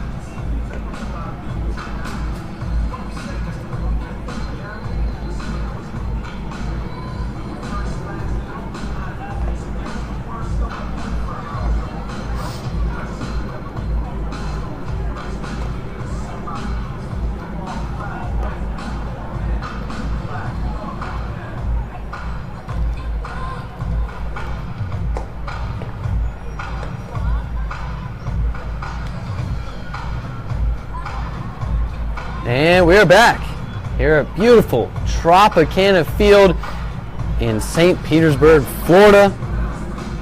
I'm Cody Shook alongside Casey Wright. Thank you all so much for tuning in on Facebook Live. You can please just share it so that way your friends and family can tune in as well. We're headed to the bottom of the 4th inning where the Sanford River Rats are going to try to get something going here with John Jones stepping up to bat here first, down by 4 runs in the championship game. Winner take all. Offense needs to get going for Sanford. I mean, there's no other excuse or anything at this point. It has to start happening now. John Jones, first pitch. Watches this one for ball 1. This isn't a series. There's no 5 games. There's no 7 games. It's a do-or-die situation. You got to start hitting. They have 2 hits to this point. The 1-0 pitch. In there for strike number 1. John Jones is switch hitting catcher. Preferably, I like to see him from the left side. He has more, I think, more pop. Can drive the ball deep. The 1-1 pitch. Outside corner hits it for strike number 2. And Riley Trout on the mound. Phenomenal. I mean, this is what I expected out of this guy. He's throwing strikes. He's getting outs. Getting out of that first inning jam was huge. This pitch misses in the dirt. 2 balls, 2 strikes. And now you have to think, which starting pitcher for you guys has done better to this point? Your playoff game 1 against Altamont, he threw incredible. The 2-2 pitch swung on and fouled straight back. I could talk about Tyler Kaiser all day long. I mean, that is a guy who knows how to play this game. He's a guy who I definitely think we'll see in the major leagues down the road. Definitely see him in the draft. So to have him as the setup guy to get us here and have Trout pitch in this. I really wish Kaiser could pitch in this game as well, but that's just the way it was set up. The 2-2 pitch swung on and strike him out swinging for out number 1. And, you know, for those wondering why Sanford's offense just hasn't got going yet, Cody mentioned they are a late inning team. But there's a lot of stress and pressure on these guys, and I think Winter Park made everything look too easy in the first 2 innings. I mean, they hit a 2-run home run here at Tropicana Field. Mackey almost doing the same. That's not an easy task. It absolutely is not, and the River Rats are missing 2 parts of their lineup that are normally in it. As Cody Orther steps up to bat here, watches ball number 1. Alejandro Martinez, the starting first baseman, not playing today due to an injury that happened just a few days ago in Game 2 against Winter Garden. And Eli Marrero, the starting catcher, not in the lineup today. As this pitch misses for ball 2, you've got Cody Orther, the DH tonight, usually starts at third base, and he's batting cleanup. I don't think I've ever seen Cody Orther bat cleanup. He's a guy that moves around the lineup for sure. The 2-0 pitch swung on and hit into the stands straight back for strike number 1. You're right, and you're missing Martinez batted .250 with 26 hits and 17 RBIs, so there's production. And then Marrero, .244 with 21 hits and 14 RBIs. So it's just that's missing that stinks. The 2-1 pitch swung on and hit the shortstop, and the smooth fielder has got it for the 6-3 putout. More of that, Christian. I love it. I love watching it. I can watch that transition from field to third all day. Rivera, just smooth fielder. That's how you describe him. Well, we know that. So now 2 outs brings up Francis Villeman. Grounded out to shortstop in his first at bat. First pitch swung on and fouled straight back. And Francis Villeman is the definition of free swinger. He can hit it with the best of them, but he absolutely loves to swing the bat. And we saw that in his first at bat. He swung at the first pitch. Right there, swings at the first pitch. The 0-1 pitch here. In there for strike 2, and now he's in a hole against Riley Trout. And what does that show? Well, it shows aggressiveness for batters and them wanting to get on base. And then 2, it shows how high their confidence is when they step to that plate. The 0-2 pitch from Trout. Swung on and strike him out swinging for out number 3. We head to the top of the 5th inning where the Winter Park Diamond Dogs lead this one 4-0 as C.J. Carter will come back out onto the mound.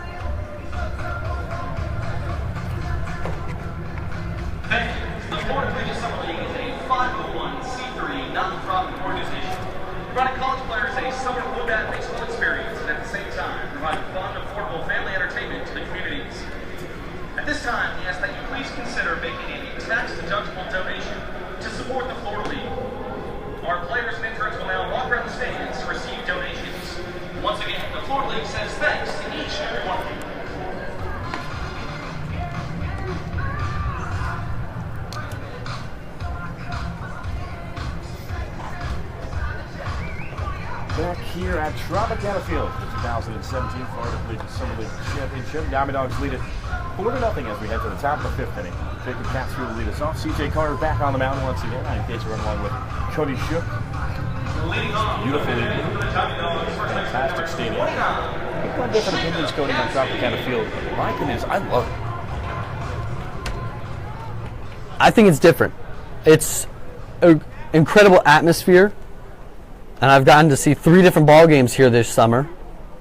First pitch to Catsfield misses up and away. And it's a little old, but I don't know. You're right. It is different, and I guess that's why I like it. I like that it's air conditioned. Absolutely. 1-0. That'll hit the corner to Catsfield to make it 1 ball and 1 strike. Whenever I come, I always sit at the very, very top, so I'm literally eye level with the lights, and it usually hurts my head by the end of the game. 1-1. Catsfield hits this one. It's going to get over Francis into left center. For it looks like an extra base hit. Catsfield's on his way to second. He's got himself a leadoff double here in the top of the 5th. All he did there was poke it over the shortstop. I'm sure he wasn't going against the shift because there was a shift on. He wasn't intending to go left center, but he did. And because Richie Rivera was shaded towards right center, That's what led to the double right there. And looking on the replay, that ball was coming in and low on his hands, so he decided to drive through it, bounce through it, almost like a golf swing, which is why it ended up deflecting to left center. So with Catsby at second and no outs here at the top of the fifth, it's going to be Matt Mackey. 2 RBI double in the top of the first to get the offense going, which was followed by Bowersox's 2-run homer in the second, which is where we stand to make it 4-0. Dawgs here in the championship game. First pitch from Carter to Mackey. A swing and a miss for strike one. CJ Carter, the definition of CJ Carter, electric. He brings it from different angles, different speeds, and so much movement on the mound. The 0-1. There's strike two. Mackey takes that one looking. So no balls and 2 strikes, no outs with Catsby at second here in the top of the fifth. Dawgs lead it 4-0. The 0-2 from Carter. That's going to miss up and inside. And count falls to 1 ball and 2 strikes. Carter has been the closer for the River Rats all season long. We just looked at the most innings he's pitched in a game, 3. So who knows how long he's going to go in this one in a championship game setting. The 1-2. Mackey fouls that one back to stay alive. Action in the Winter Park bullpen. Again, they're just too far away for us to tell who they are. But 2 pitchers getting stretched out. But I think you leave Riley Trout in. You let him go until he's given up 2 hits. Keep the momentum. 1-2 inside on Mackey, and the count is now 2 balls and 2 strikes as he'll try to work the count back up. And you just wonder how long the leash is here for Carter. This is the first pitcher that's been on the mound where no one's been warming up in the bullpen, so I think this is his game. 2 balls, 2 strikes. The count. Gatsby at second, the pitch. And Mackey will go down swinging for out number 1. Huge strikeout there to come back after giving up a leadoff double. You want the strikeout. And CJ Carter, his strikeout to innings pitch ratio, absolutely astronomical. Great stats will show, especially if you deal in the playoffs, which Riley Trout is doing that. And CJ Carter's coming in here trying to do the same as Christian Rivera will come to bat. First pitch, 2 Rivera's in there for strike 1. That moves to no balls and 1 strike. Rivera's walked twice today, both times 3-1 counts. So right there, big for CJ Carter to get that first pitch strike. As this pitch misses low and away for ball 1. 1-1 the count to Rivera. With 1 out, Gatsby would love to score. Rivera would love to knock him in. All these guys want hits in this championship game, and they want to be a part of it. Long look at Catsby at second. There's the 1-1. And that'll miss up and away to make it 2 balls and 1 strike. And for the pitchers, you got to feel for some of them that are ineligible today. Tyler Kaiser's one. I would love to pitch here at Tropicana Field, but they are a part of this win because they got him here. Absolutely. 2-1, that'll miss away. Now it's a 3-1 count. So this The is middle infielder from Weber. the third 3-1 count on Rivera here in this ballgame. He's walked twice already, both times stranded at first base. 20 walks this season for Rivera. There's a strike to make it 3-2. He's very patient. He finds the pitch he wants, and he'll hammer it. That'll be a full count after he took the strike on the 3-1. Gatsby takes his lead at second. Carter takes a look, and the payoff pitch. That one's chopped foul to stay alive. I wonder how hard it is for the outfielders to position themselves. The dimensions in this ballpark different than anything we've seen all year. Right. 404 to dead center. In Sanford Memorial, it's 385 to dead center. That's 20 feet difference. How, setting up differently, especially with the guys that have put the balls off the fence. Right, and you've seen them have to run a long way because they truly don't know where to stand. I mean, you can have a guess. You can look at the number on the fence and say, okay, well, if that's that, then maybe, I'll come in a little bit. But the way these guys have been hitting today, I think I would stay back. And then you try to cut off the doubles. But then right there, Catsby got a double, went 250 feet. 3-2. And he just gets a piece of that one to stay alive. Actually fouled it off himself, so they're going to take some time. And I wonder how these guys' emotions are right now going through this game, coming in here. How many guys came in here with wide eyes like, man, this is a major league stadium. I'm about to be walking on this field. I know as a broadcaster, I'm in the press box and my eyes are wide open. Well, yeah, exactly. So I can't imagine what it's like for these guys. It's nice to see, the entire field and have this good of a view. 3-2. That one's going to miss away. And that'll be another walk for Christian Rivera today. That's 3 on the day. Stepping up for the Tampa Dawgs, left fielder number 16, Jack Howard once again. Howard.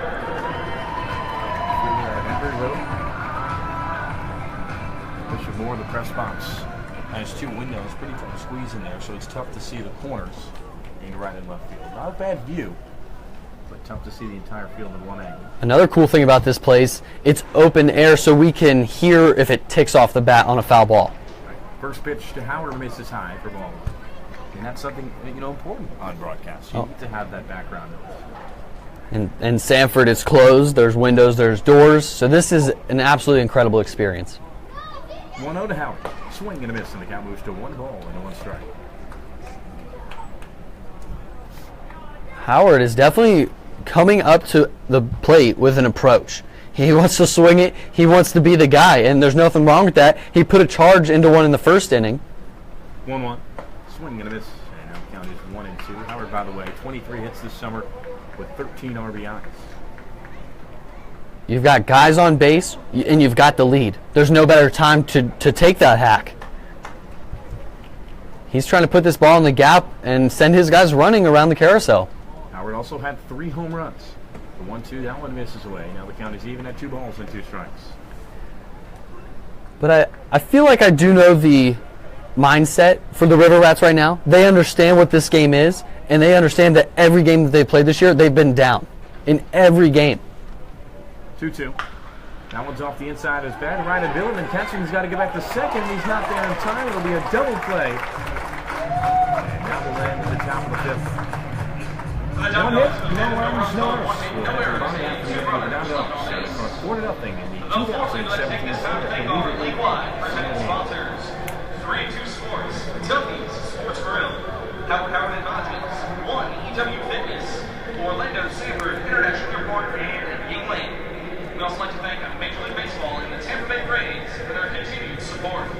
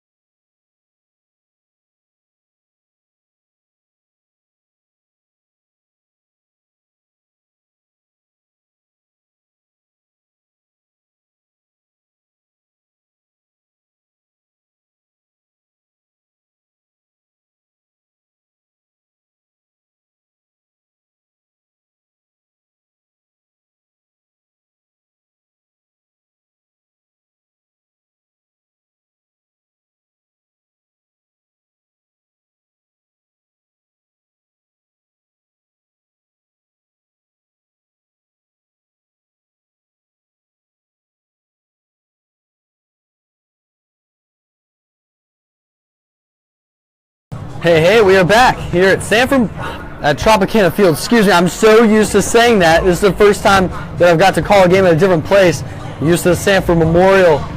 And now we're here at Tropicana Field for the championship game. I'm Cody Shook alongside Casey Wright. Thank you guys all so much for tuning in on Facebook Live. If you could please just share it so that way your friends and family can tune in to the championship game here as we head to the bottom of the 5th inning with Zach Dewart stepping up to the plate down by 4 runs. They've got to get something going here. The first pitch swung on and missed for strike 1. And Trout on the mound, I think he's making his MVP considerations here. Right, Trout has pitched superb. 4 innings, 2 hits, 4 strikeouts. That is all. The 0-1 pitch. In there for strike 2. He's given up 2 hits. And he's got 4 strikeouts in 4 innings. Dominant, and he's getting weak contact off the batters. Some hard, but most of them pretty weak contact. The 0-2 pitch swung on and weak contact there. Fouls it straight back, so the count remains the same. 0-2. The only reason I haven't said Joe Skinner Field yet is because every time I start off the inning, I look at that big Tropicana sign in right field. That's how I realize I'm not in Winter Park. I'm going to start doing that. The 0-2 pitch swung on and high pop-up to second base. And Danny Rodriguez is under it for out number 1. I haven't seen many ground balls go to him today, but when you want to talk about short today, we didn't mention if there were going to be pro scouts here. I would assume there are. We can't really see the stands from our view, but they were putting people in multiple positions for the infield outfield drills in the beginning of the game, which usually tends to mean there are some prospects here. I actually heard that there were a few scouts before the game actually looking at me and Casey. I don't know. I'm just happy about that. I'm sure they're listening somewhere. As Rodney Tenney steps up to the plate here, takes strike 1.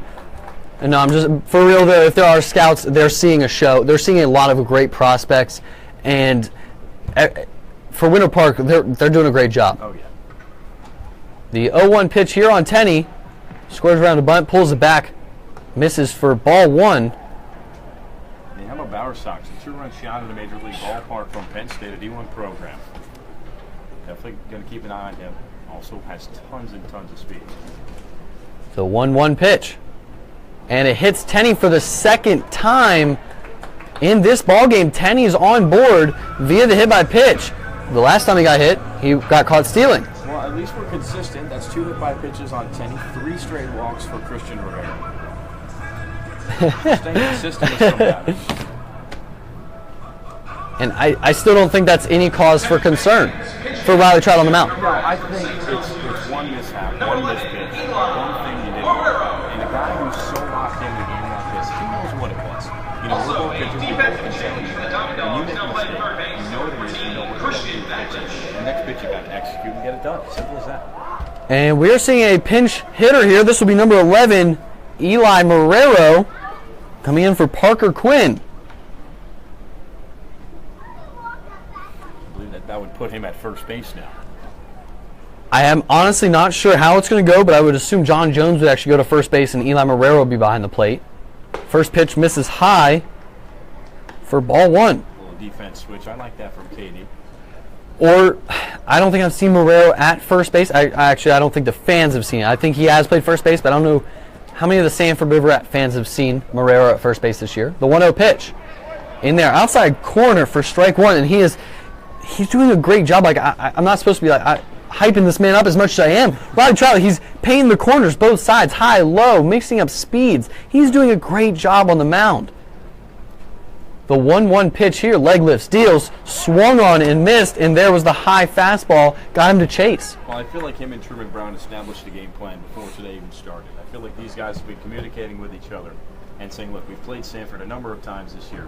What did we see from each batters? Let's give them what they don't like. The 1-2 pitch. This ball slapped down the right field line, and it will go into the bullpen and out of play. So the count remains the same, 1-2.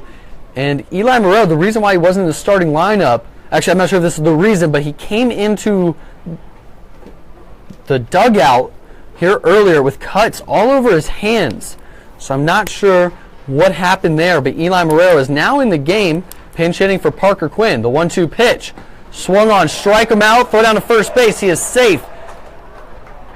So Eli Marrero goes down via the strikeout, swinging for out number 2 here in the bottom of the 5th inning. And now Cody, it's about Richie Rivera, a guy that has power. This is only a 4-run ball game. This is not something that's unapproachable.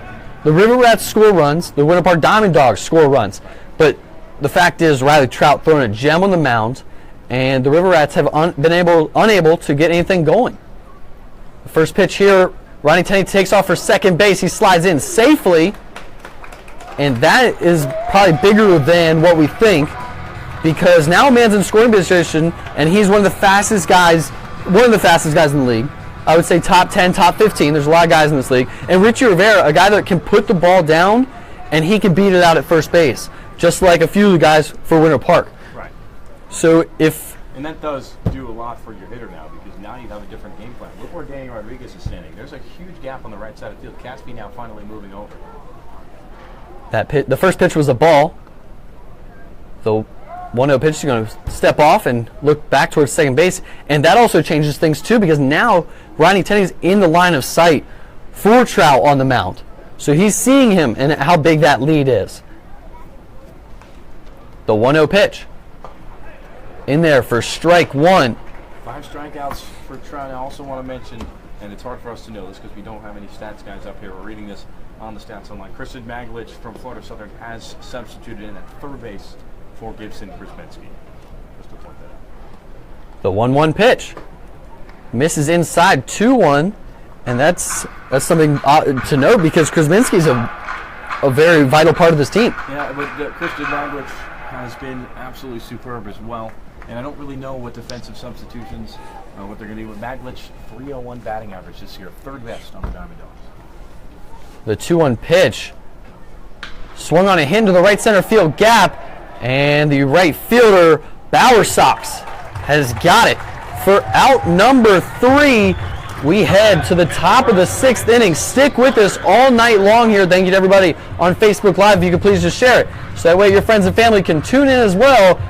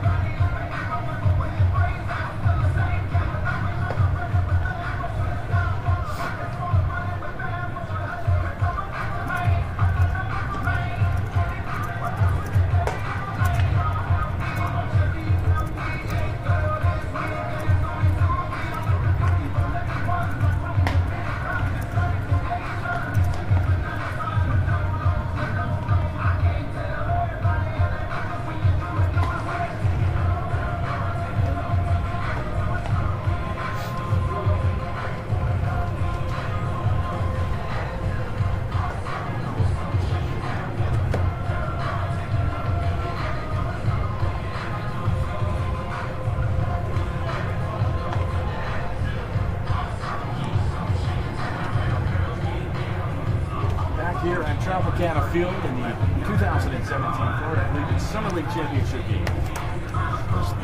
First seed Sanford Dawgs. Third baseman from Florida Southern, number 14, Christian Top of the 6th. CJ Carter still on the mound for Sanford. Christian Maglich substituted in for Gibson and Krzyzewski. And he'll get his first at-bat of the night. Just check the Facebook Live. 1.1 thousand views already here. First pitch to Maglich, and that's fouled away. As the count will move to no balls and 1 strike. We have 17 shares. Very, very super excited about that. We're trying to get to 2.9 thousand views because that is what the Florida League record is. That one missed away from Maglich. We mentioned to Maglich 301 of the season, 25 hits, 9 RBIs, 2 home runs. 14 runs scored in 83 at-bats. Just inside, the count moves to 2 balls and 1 strike as we're just getting the top of the 6th underway. And it's cool that you had the Facebook Live all season. Unfortunately, we didn't have the technology at Bishop Moore, but it's cool that we have it today for the championship. 2-1, that's going to hit Maglich, and he'll head to first base in his first at-bat tonight. The cool part about it is bringing the game to people to the family members that aren't in the Florida area, where they can't see their sons play. Like I just talked to Miles Symington's dad, and he wanted to take a picture with me, and I was more happy about that than anything, just bringing the game to him so he can see his son play. He was from Illinois. Right. He doesn't get to see his son play. Truman Brown comes up, first pitch, they'll get back to first, and Maglich just gets back in there in time. As that is still John Jones behind the dish. Marrero is at first base. Pitch to Truman Brown was a strike. So no balls and 1 strike. Maglich at first, no outs as we're just getting the top of the 6th underway. The 0-1.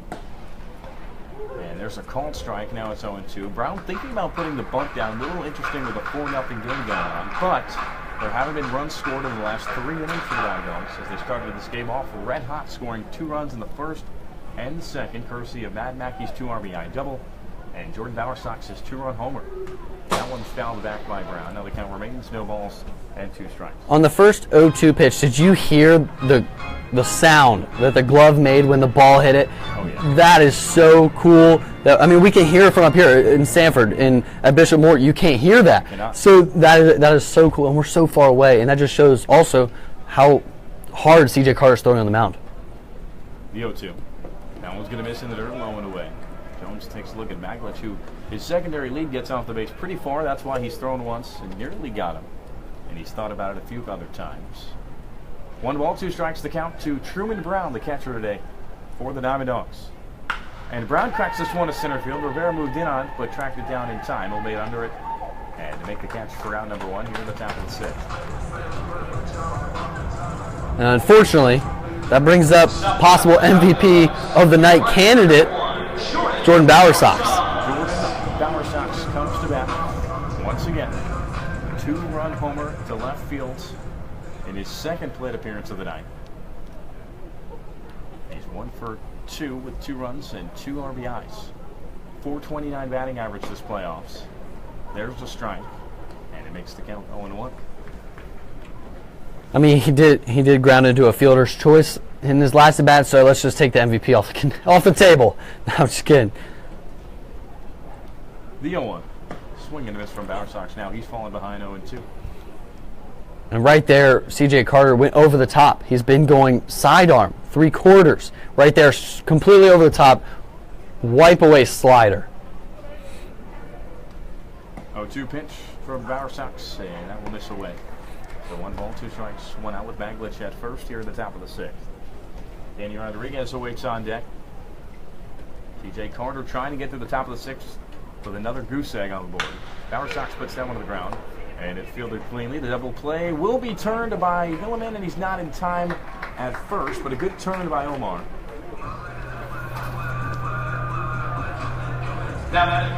Just showing the speed there from the top of the lineup for Winter Park. We saw Danny Rodriguez beat out a ball to the second baseman earlier. The top of the lineup for this Winter Park team. It's almost unmatchable. Danny Rodriguez comes to bat with 2 outs and 1 on.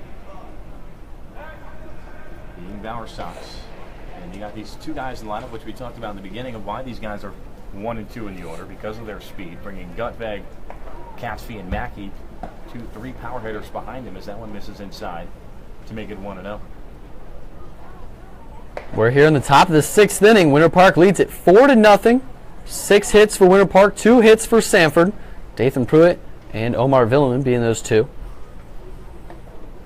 The 1-0 to Rodriguez. That one's hit on the ground, but foul to the left side, so the count moves to 1 ball and 1 strike. And we are starting to see a little bit of action in the bullpen for Sanford. No action for Winter Park. Yeah, and I think that's going to be the trend. You got guys warming up, and I think Chuck Shaw's looking at the scoreboard and looking at how Riley Trout's feeling, asking him probably how he's feeling, and saying, look, we want to win this game. He wants to go back-to-back for Coach Chuck Shaw, and I think it very may well happen if the game stays the same route.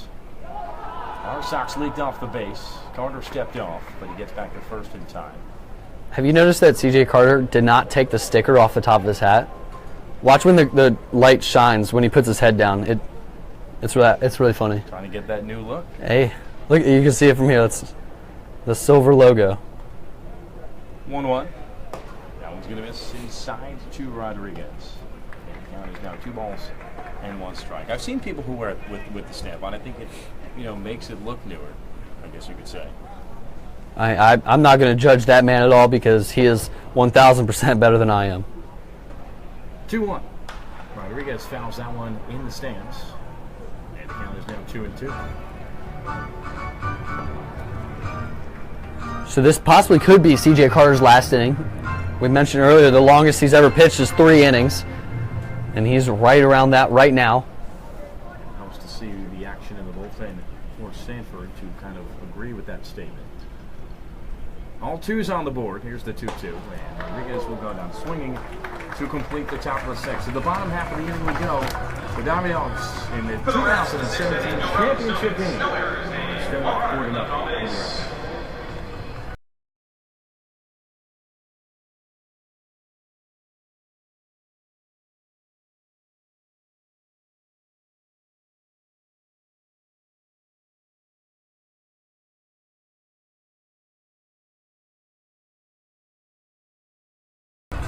Thank you to everybody that is tuning in on Facebook Live right now. We're right in the middle of an inning, but if you could please just share it so that way your friends and family can tune in as well. We're trying to break 2.9 thousand views, a record that was set on opening day this year.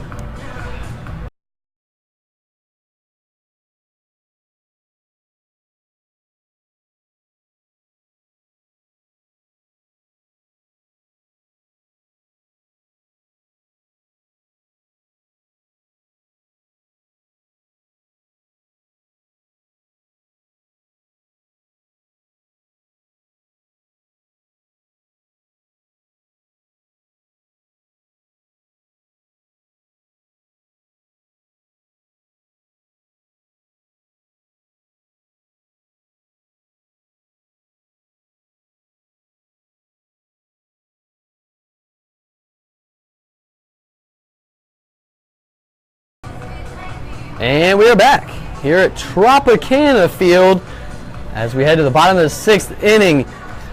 And Riley Trout back out there, no surprise, only giving up 2 hits to this point, and he's going to face the top of the lineup for the 3rd time. And we'll see how he faces that. It's always good to see how, going 3rd time around the lineup to see what he does if he starts to change things up, starts to use the breaking ball more, maybe the fastball in a different area. So you got to change it up when you get to this late in the game. And he's facing Omar Villeman, a .345 hitter in the regular season. Watches this pitch outside for ball 1, and he has one of the 2 hits. The top of the lineup here have both the hits for the River Rats. The 1-0 pitch misses outside, 2-0 now, and this is when usually the batting average against goes up. In the 2nd, 3rd, and 4th time around, that's usually when hitters start to figure you out. The 2-0 pitch misses in the dirt, 3-0. Right, and I think, bottom of the 6th inning, I always say for pitchers in baseball, especially when you have this type of game going right now, other than it's a no-hitter, perfect game, that's a different story, right? But in this type of game, only giving up 2 hits, no runs. His pitch count is decent right now. I think he's sitting between 60 and 70, so he's at a good number in the game. But you want to make sure his confidence is up, and you want to make sure he's still throwing strikes. The 3-0 in there for strike 1. And Trout, is he a guy that normally goes deep into games? Well, I'll tell you what, 2 of his starts have been canceled due to rain halfway through, so it's tough to say. The 3-1 pitch swung on and hit over the second baseman's glove. He jumped up and almost had that one. I was waiting to get excited because I thought that was about to be let down.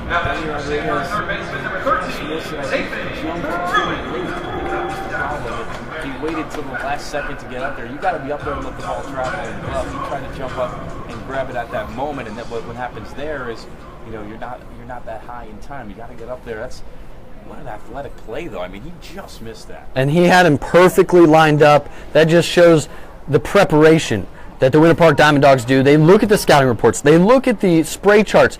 Right there, that's where Omar likes to hit. He also likes to put it into left field. As Dathan Pruitt steps up, here with the runner on first base, squares around to bunt, pulls it back, doesn't matter. Strike 1 called. And I was actually going to mention that right before that pitch. This would be a decent time to put it down because Dathan Pruitt can beat it out. He's a very experienced bunter.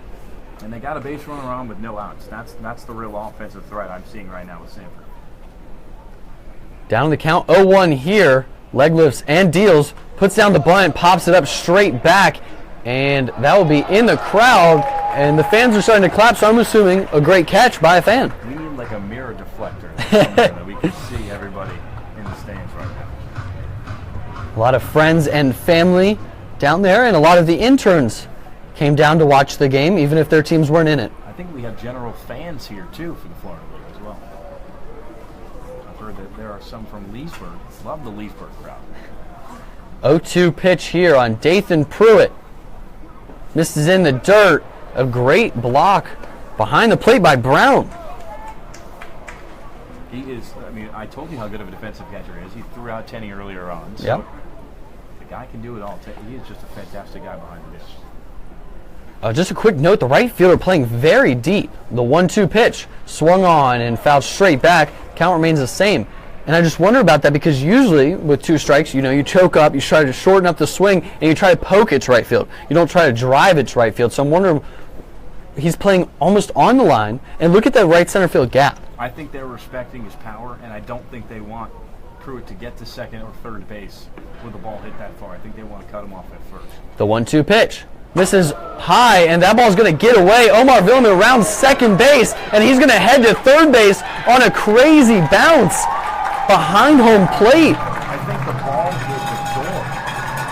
The door hinge, the top of the door hinge on the dish, the screen. The screen is all the way, it's across for the screen, but then there's cameras and a radar, and under that is an actual door to get onto the field, which is very, very rare, honestly, right behind home plate. You don't see that in the field. Usually it's on the side, but that one's right behind home plate.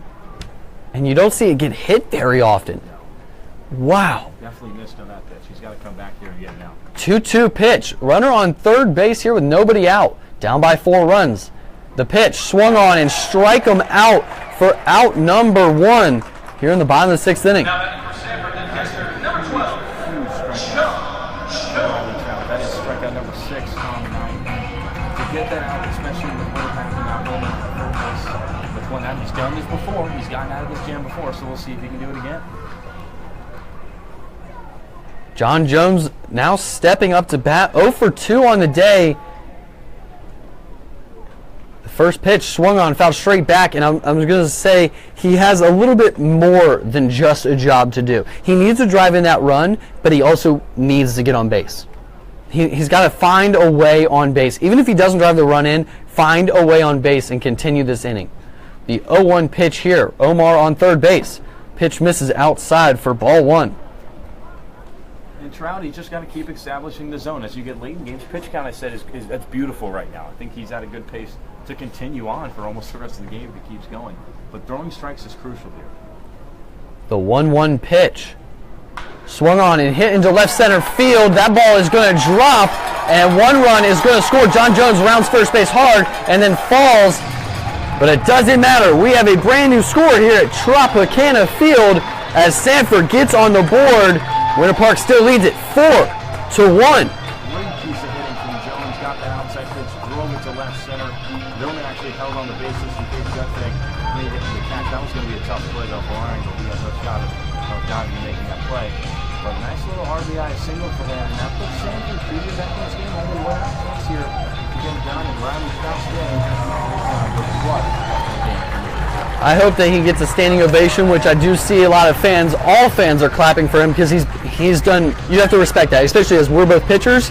He's dominated a lineup that coming into the playoffs, a .260 batting average. Final line, 5 1/3 innings. He only allowed 4 hits, 1 run, 6 strikeouts. And I think that it is an earned run. It's tough. Yes. Because he did throw the ball away. It was a wild pitch, so it was on him. Fix that. That's true. Now we're going to get the new pitcher. It is Nick Deering. So I'm going to let you introduce the man on the mound for the Winter Park Diamond Dogs.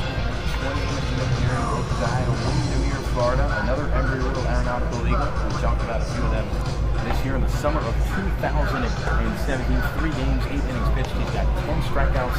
And only has 1-2. And I'll tell you what, he's a former Florida Collegiate Summer League champion with the Altamont Springs Boom from last year. He has seen and been here before. Let's see, hopefully he handles it really well. What can we expect from him speed-wise, pitch-wise? What type of selection he has? Speed-wise, kind of unfamiliar. I wish I had a radar gun in every game. Some of the guys that I know, the speed, just from scouts and coaches telling me, match on the speed-wise, but this is a guy just like, going back to Riley Trout, who throws strikes, doesn't mess around on the mound. He wants to get the guys back in the dugout to get it. And I think he's a perfect guy to put in this situation because you just need 2 outs to get this inning. We'll see if he come out in the 7th. I wouldn't mind him coming out in the 7th, but after you take your starter out of the game, I think it's now going to be pitcher every inning for Shaw. I think he's going to go to that strategy because he won him a championship last year. Absolutely. I think that's a great idea. Thank you to everybody that is tuning in on Facebook Live. We're here in the championship game between the Winter Park Diamond Dogs and the Sanford River Rats. I see all the views. I see all the comments. I love all of it. Please share it so that way your friends and family can tune in as well. We have a 4-1 ball game here in the bottom of the 6th inning. Cody Orker from High Point steps up to the plate. I call him Mr. Singles, and he also has the best name on the field every time he steps onto it. All right, maybe I'm a little biased. A little bit. He steps up with a runner on first base. The first pitch in there for strike one, and that's exactly what Chuck Shaw wants from the first pitch. Yeah, Nick Deering's got to just keep pounding him in there. He's got to get outs, put a ball on the ground, get a double play. Try to get him back in the dugout with the least amount of pitches so that maybe you can come out in the seventh and keep rolling. I mean, that's that type of game. The 0-1 pitch swung on, hit down the third base line. It will be just foul, and I think, thankfully, for the River Rats, that could have been two. These are not the fleetest of foot of guys out there for the River Rats right now. All right, pretty far down the line. Magnus can definitely get the out at second. And Rodriguez has a spectacular turn and a great arm as well. It's always tough to get those corner plays, but he hit it hard enough to probably where they would have got it done. That would have been a Manny Machado play for sure. The 0-2 pitch on Cody Orther. Swung on a chopper to second base. Rodriguez goes to second base, and he is out at second on the 4-6 fielder's choice. Nice play. Good play by Daniel Rodriguez. Like I said, Orther obviously has a lot of speed. He got down that line pretty quickly. Ball took a while to get to Rodriguez. Maybe a little bit of your mind, was he off the base? Did he come off? Yeah, I think it's a formality in baseball. I think it happens more than you think. It's tough to tell. They're so quick that if the umpire was standing right there, maybe he was on for a brief moment. 2 outs here. Francis Villeman comes up and swings at the first pitch for his third straight at bat. I told you he's a free swinger, but sometimes, hey, he'll put the ball in the gap. I think maybe sometimes he's trying to get a feel on the speed and how hard he's got to swing, how fast he's got to get the bat to the ball. The 0-1 pitch swung on and fouled straight back, and the Rats are now in an 0-2 hole, and Deering coming on in 5 pitches, 5 strikes. Stop the bleeding, and that's exactly what he's doing. I'm trying to make a case to stay in the game even longer. Absolutely. Runner on first base, 2 outs, 2 strikes. The pitch to Francis Villeman. Misses outside, ball 1, and I don't think there was any intention for that pitch to be a strike. Well, yeah, you don't want to give a good pitch 0-2. Anytime guys give up hits on an 0-2 count, coaches, even the pitchers themselves, are not happy with that situation. The 1-2 pitch. Swung on and fouled straight back, and really just trying to stay alive there. Francis Villeman, he wants to continue this inning. We've already scored 1 run this inning for the River Rats. 4-1 ball game, 2 runs in the first, 2 runs in the second for Winter Park. And this game started in an electric fashion. The 1-2 pitch. Misses upstairs, 2 balls, 2 strikes, 2 outs. It's incredible to see how you bring a guy in, who warmed up probably for a good amount of time. I think he's been in the bullpen the whole time. He's just coming out there and throwing strikes. The 2-2 pitch. Swung on and strike him out swinging for out number 3. We head to the top of the 7th inning after this quick break. Stick with us. We've got 3 more innings of championship baseball between the Sanford River Rats and Winter Park Diamond Dogs.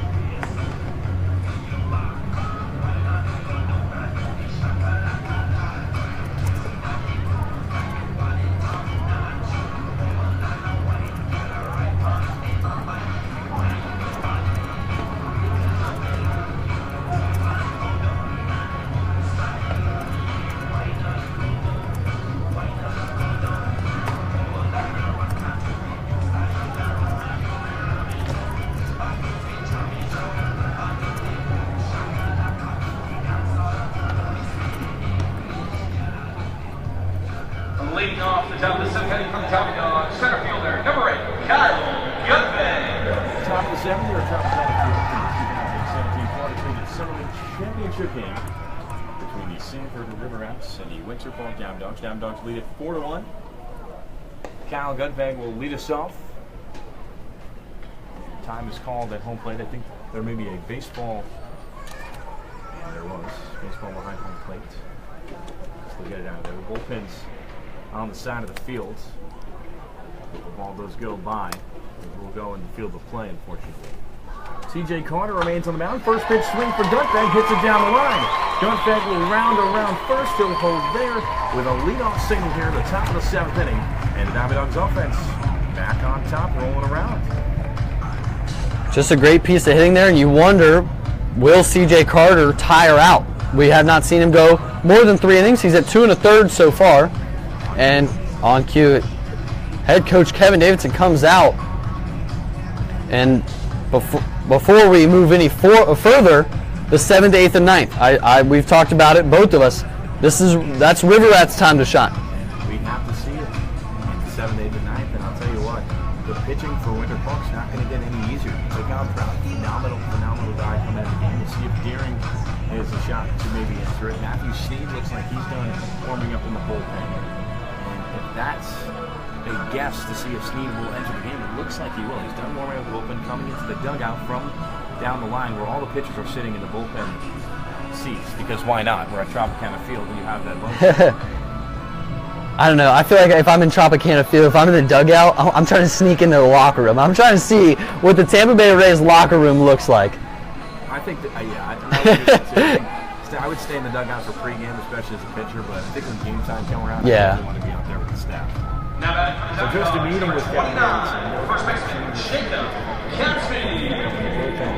He's not ready yet. I think that's the case. But anyway, no outs here at the top of the 7th with Gutfeg at first base. One guy was warming up, and then he just sat down, and Michael Gizzi is now warming up. First pitch to Catsby. And that will miss inside for ball 1. I think he probably told C.J. Carter, hey, this is your last batter. If you get a double play, you finish the inning. It's definitely a good strategy. Katie knows what he's doing. 1-0. Catsby pops it up, shallow left center, or actually infield. Tough to get these views. And Francis Villeman tracks it down and gets under it for out number 1. Now batting for Winter Park, the DH. It hasn't come into play yet. The ceiling, the roof, but I'm telling you, it has to. These guys have never played here. A high pop-up, or it's going to hit the rafters or something. Something crazy's got to happen. That'll bring up Matt Mackey. Now with 1 down, Kyle Gutfeg at first after leading us off with a single. First pitch from Carter. Strike 1. C.J. Carter right there dropping down the sidearm stuff, and that's got to be difficult as a right-handed pitcher. It's coming at you, and then at the last second drops off. And he's going to step off. He's going to get Gutfeg in a run down. They throw to second a little late. As they're trying to pick him off, they'll go back to first. Marrero will tag him out, and there's 2 down here in the top of the 7th. That's not something that you want to happen, because although you are up 4-1, I think it's safe, but I don't think it's safe enough in a championship game, especially when you tell me 7, 8, and 9 is when Sanford shines. Absolutely, and just a few nights ago when we played against Winter Garden in Game 1, they scored 6 runs in the 7th inning. Right. And then the next inning they scored 3 in the 8th. Right. And it was a 2-0 ball game at that point, and then they scored 9 runs. So this game absolutely not over. The 0-1 to Mackey, and he fouls that one back to make it 0-2. And that sidearm from C.J. Carter got him confused. He tried to swing for an inside pitch, cut towards the middle, hit it off the top of his bat. 0-2's the count, nobody on, 2 outs. Here's the pitch, and that's going to miss out for ball 1. That took a lot for Matt Mackey to not swing at that pitch. A high fastball after seeing stuff coming in at you, usually that's the pitch that raises the elevation and you swing. Great setup pitch. The 1-2. Swing and a miss, and it's caught by Jones to end the inning. 1 hit by Gutfeg, but he's caught stealing. For the That's at the bottom of the 7th, time to stretch here at Tropicana Field. And the championship game for the Florida Collegiate Summer League. We'll be right back. All right, fans, it's time to get up and sing along. It's the 7th inning stretch. Brought to you by 1EW Fitness.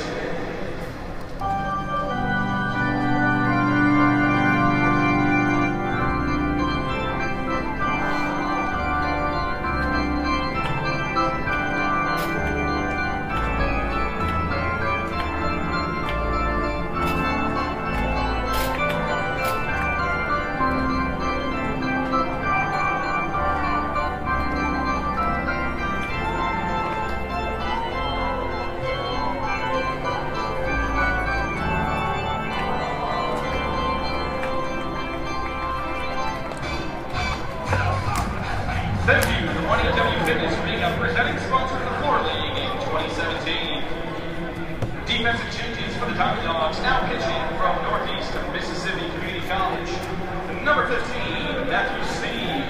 Now catching for the Diamond Dawgs from Embry-Riddle, number 24, Luis Olivier.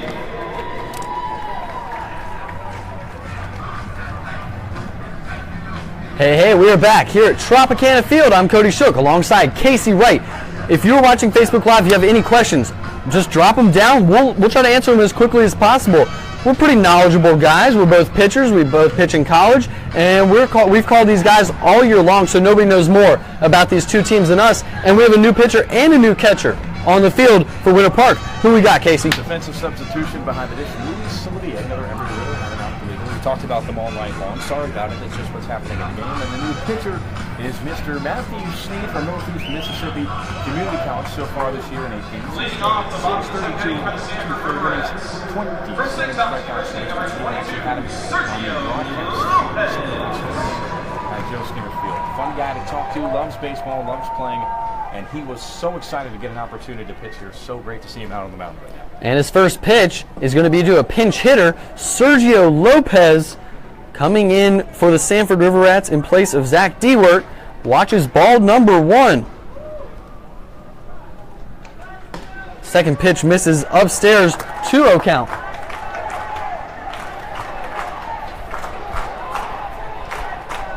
Starting to hear some chants from the fans behind home plate. The 2-0 pitch in there for strike 1 on Sergio Lopez, getting his first at bat of the playoffs. Well, here's the time, man. 7, 8, 9.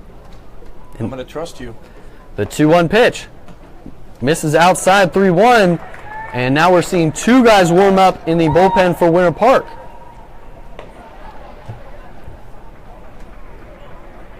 As I mentioned, Sergio Lopez, no at-bats in the playoffs, just 2 games. The 3-1 pitch misses high, and Lopez finds himself on first base, following a 3-1 fastball up.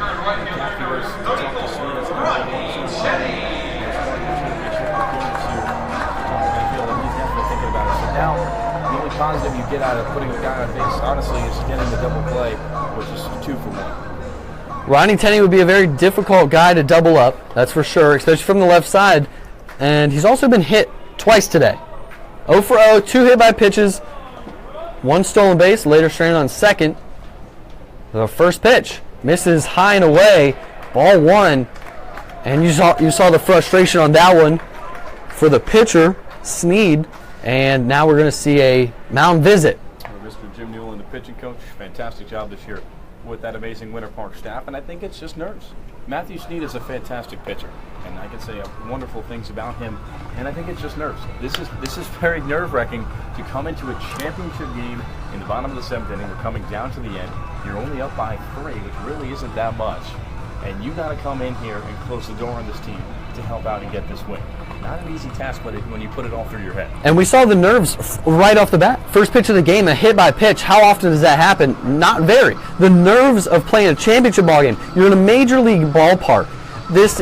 These guys don't say this is just summer ball, as some guys do. When they go off to different leagues, they're like, it's just summer ball. I'm just going to get my work in. I'm going to leave. This is the championship game, and these guys all take it very seriously. They're all in the cage on off days or before games, stuff like that, taking extra cuts. And we're all ready to go here. The 1-0 pitch to Ronnie Tenney in there for strike 1. And for the short time being, the mound visit paid off. Well, Steve's just got to attack the zone. I think that's the only thing that you got to worry about at this point. The 1-1 pitch misses inside, and Ronnie Tenney had to back away real fast because he thought he was going to get a ball to the face there from the catcher. Yeah, Olivier wanted to try to throw it to first base, sneak it around and get it out, but Lopez was back in there in time, so I don't think he really would have had a shot. 2-1 pitch here. Runner on first base. Pickoff move to first base. Slides back in safely. Grant Baker and Zachary Drury are warming up in the bullpen for the Diamond Dogs.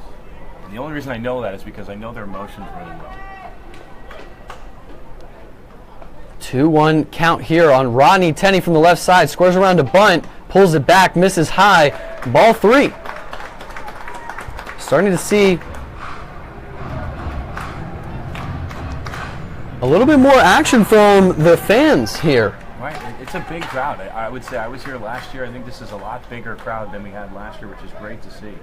And as far as the game goes, he's just got to get a ball in play. 3-1 pitch. Time called behind the plate, and the fans started to get angry there. Not really sure what actually happened. The 3-1 pitch misses high, and he walks back-to-back guys here in the bottom of the 7th inning. And Casey, did I steer you in the wrong direction? This is when the River Rats show up. Even if they walk 2 people, but that's how just magic starts. I trust you. I definitely trust you. And this is a team we've watched all year long, and then Chuck Shaw will make a change. We'll see what's going to be done here. We'll see if it's Baker or Dre. I think that's Baker. I want to say that's Grant Baker from New Orleans. It could be wrong. Tough view, but I'm going to go with the action of the warm-up bullpen. And I'm going to assume that was the family clapping there.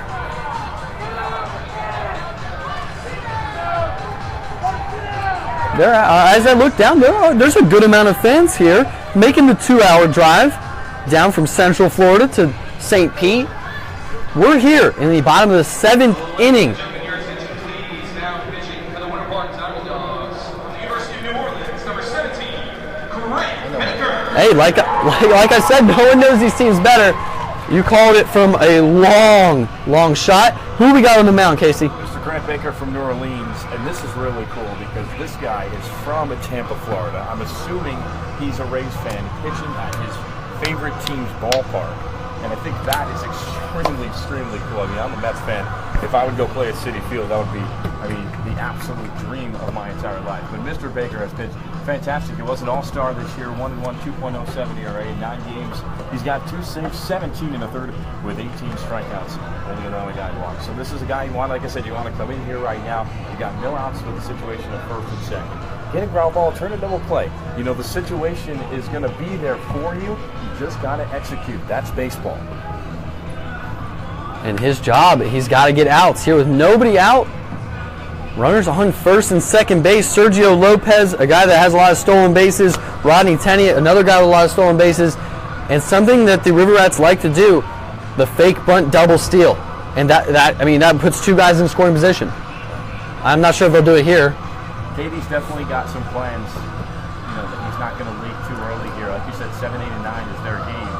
He's going to try to get things done here to get some runs around. And I think what he wants now is just to tie this game first off, and then secondly, try to come around and then get the offensive going and do some steals and do some bunts and start going with small ball to really craft the defense that has been so prime, I guess you could say, tonight, or premier, whichever one you want to use, for the Diamond Dogs in this game. And I think that's really where we're headed. It's just going to be tough here because Baker is such a good reliever. Headed, University of New Orleans, great D1 program. But here we go. You wanted a good game. We got a great game today in Tampa and Milwaukee with the walk-off home run from Steven Souza Jr. in the bottom of the ninth. We wanted a good game tonight here for the championship. And I'll tell you what, we're getting.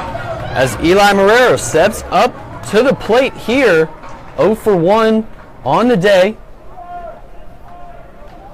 Comes in a very crucial spot here, and you look at that right center field gap. Look how big that is as he squares around to bunt. Third baseman doesn't charge, pulls back, ball 1. You know your players, and you know the situations that they've been in. And if that's where they want to take this game right now, it's getting moving people around the baseball. That's great. And I think with no outs, you'll take at least the bunt here to get that 1 out and get people moving around. And then you're going to want the offense to start to produce. I think right there they just talked about it, and he said, hey, don't bite on the fake bunt double steal. The River Rats love to do it, and it almost always works. As he squares around to bunt here, puts it down the third base line. It is a beauty, and it will get the job done. Runners move up to second and third base. Eli Marrero with the sack bunt here in the bottom of the 7th inning. Setting them up for success. That's step number 1. So we'll see what can happen here and what they can make of this. That first inning said it all with Millman at third base, and they stranded him there. Baker has to do that now because he wants to have this 3-run lead. They don't want to give up any more and make it harder on themselves down the road. Richie Rivera now it's about 0 for 2 on the day, but this is a big spot for him. First pitch in there, inside corner, strike one. And we're starting to see the fans get into it here, and it is, for not having a lot of people, it is an electric atmosphere. Close game, late innings, great baseball. Simple as that. Runners on second and third base. Richie Rivera, the 0-1 pitch. Swung on and hit into left field. Sergio Lopez is going to head home. Ronnie Tenney is going to be held at third base. And Richie Rivera comes through with an RBI single, and we have a new score here at Tropicana Field as Sanford puts one run up on the board, and Winter Park still leads 4-2. Couldn't have drawn it up any better. You get the bunt, you get the hit, moving around the base path. That's what Sanford has to do here late in the game. I'll tell you what, you are a smart man. You knew this was going to happen. You knew the offense would start to pick up the pace as the game went on, and it started to matter even more. And scored the 4 runs in the first 2 innings. And the things that we kept saying to each other was long game left. absolutely. Now you have to deal with Omar Villeman. This guy is an MVP candidate. Batted .345 in the regular season. He's 2 for 3 today. That makes him 400 hitter in the playoffs. He's 4 for 10. Pickoff move to first base.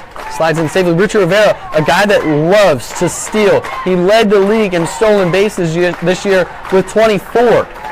He's You've got to be careful with those pickoff attempts, because if that ball gets by, that's a free run. You do not want to give free runs. You want to make them earn it. And if Richie Rivera takes off for second base, you probably don't throw down to second because Ronnie Tenney then runs home. Right. This is very big here. First and third, 1 out. Drops down, scores around a bunt, pulls it back, doesn't matter. Strike one called. The score is 4-2. Winter Park leads it, but Sanford has scored in back-to-back innings, and they threaten again here. Omar Villeman, the leadoff batter, comes up here, 0-1 count. Third to first move, nothing happening. Just tries to see that one to see if Richie Rivera's on the move, and then they got a man out to dry. Pickoff move to first base, slides back in safely. Action in both bullpens now. We got still Drury out there. He's been warming up for a while. The 0-1 pitch, runners on the move to second base, and he slides in safely with the stolen base. Richie Rivera gets in scoring position all by himself. That's a tying run out there, and we're heading to the 8th inning next. If there's a time to get it done, it's now for Sanford. They have the recipe. They have to make this work, because they may not get this opportunity in the 8th of the ninth. Runners on second and third base. Omar Villeman at the plate. I asked head coach Kevin Davidson, what inning do you score the most runs? He said 7th. Here's the pitch, swung on, fouled straight back, and that was just a staying alive swing there. And he said that halfway through the season he counted up how many runs have we scored per inning, and it's just absolutely 7th, 8th innings. That's when the River Rats score their runs. And it's just when they get to the bullpen, when they see the guys for the 3rd or 4th time around on the mound. The 0-2 pitch here, swung on, and it's a pop-up. And will it stay in? A sliding grab, not caught. Down the third base line in front of the third base dugout. Maglich unable to come away with that one. That's a tough play. And from my view, when I stood up, I thought he basket caught it, slid near the dugout fence, but I guess not. We couldn't see at all where that went. Omar Villeman in the hole here. 0-2 count with 1 out, 2 runners in scoring position, down by 2 runs. The 0-2 pitch misses outside, and that's a good time to use a waste pitch. You want to see him try to swing at that one and just completely whiff. Baker's got to get it out here. This is going to be a huge out number 2 with Pruitt coming up next, who already has a triple today. Richie Rivera, the 9 batter, also acts as a second leadoff for this River Rats team. The 1-2 pitch, swung on a hit to right field. 1 run's going to score. They're going to wait around Richie Rivera. 1 run has scored, and Richie Rivera is safe at home. And the River Rats tie it up as we have a new score here at Tropicana Field. as it is now a 4-4 ball game. Omar Villeman comes through with a 2 RBI single. He's the man who has to get it done. He is a Florida League for, I guess you could say. Doing the league almost every year. His stats are through the roof. That's the guy to get it done.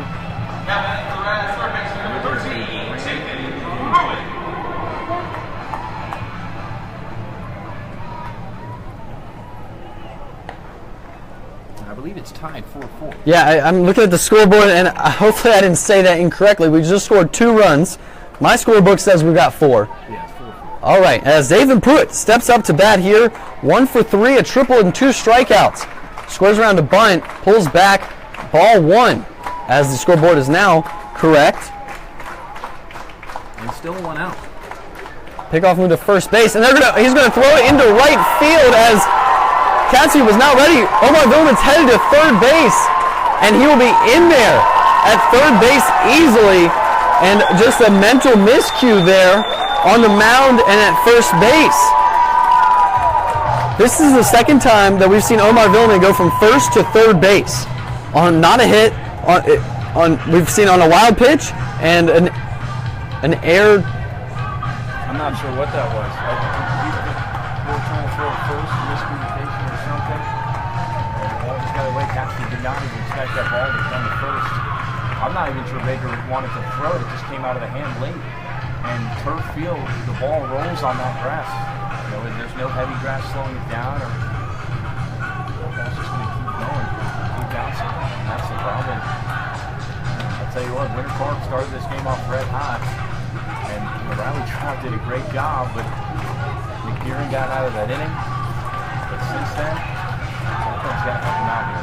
Thank you to everybody that is tuning in on Facebook Live. 34 viewers right now, and last I checked we were at over 1,600 views.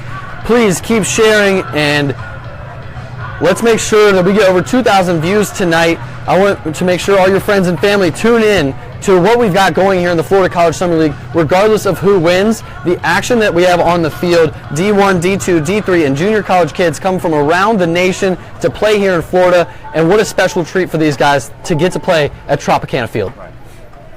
Infield comes in here with 1 out, Dathan Pruitt. Well, he's the man to get it done, and the infield is in because they cannot give up another run. With no trading runs for outs at this point. They have to stop that run. the 1-0 pitch. Misses too far inside, 2-0 count. And Omar Villeman, a very fast runner at third base, so all you have to do is put this ball in the outfield, and Omar will score. We're here in the bottom of the 7th, all tied up 4-4. The 2-0 pitch misses in the dirt, 3-0. And do you wonder why they stuck with Baker on the mound here? Well, I think Baker, he's just gotten hit a few times. That was a mental mistake. They have to save some pitchers for the rest of the game. The 3-0 pitch in there for strike 1. And from this angle, that looked pretty. That looked like a strike, but it looked just like the pitch 2 pitches ago. Right, and like I said, from where we are sitting, it's really hard to kind of guess with where the pitches are located. Other games we're closer to the field, kind of can tell, but this is kind of tough. The 3-1 pitch to Dathan Pruitt misses, and the scoreboard was incorrect. Now it is a 3-1 count. Excuse me on that one. Infield in here. River Rats have scored 3 runs this inning. The 3-1 pitch to Dathan Pruitt. Swung on a hit to second base, and they're not going to test him. And he will go the easy way to first base for the 4-3 putout and out number 2. Ideal for the down back. You want that slow ground ball. That is exactly where you want to square it up and make the play, because Rodriguez had tons of time to take a look. Capsby would have gunned him out if he ran.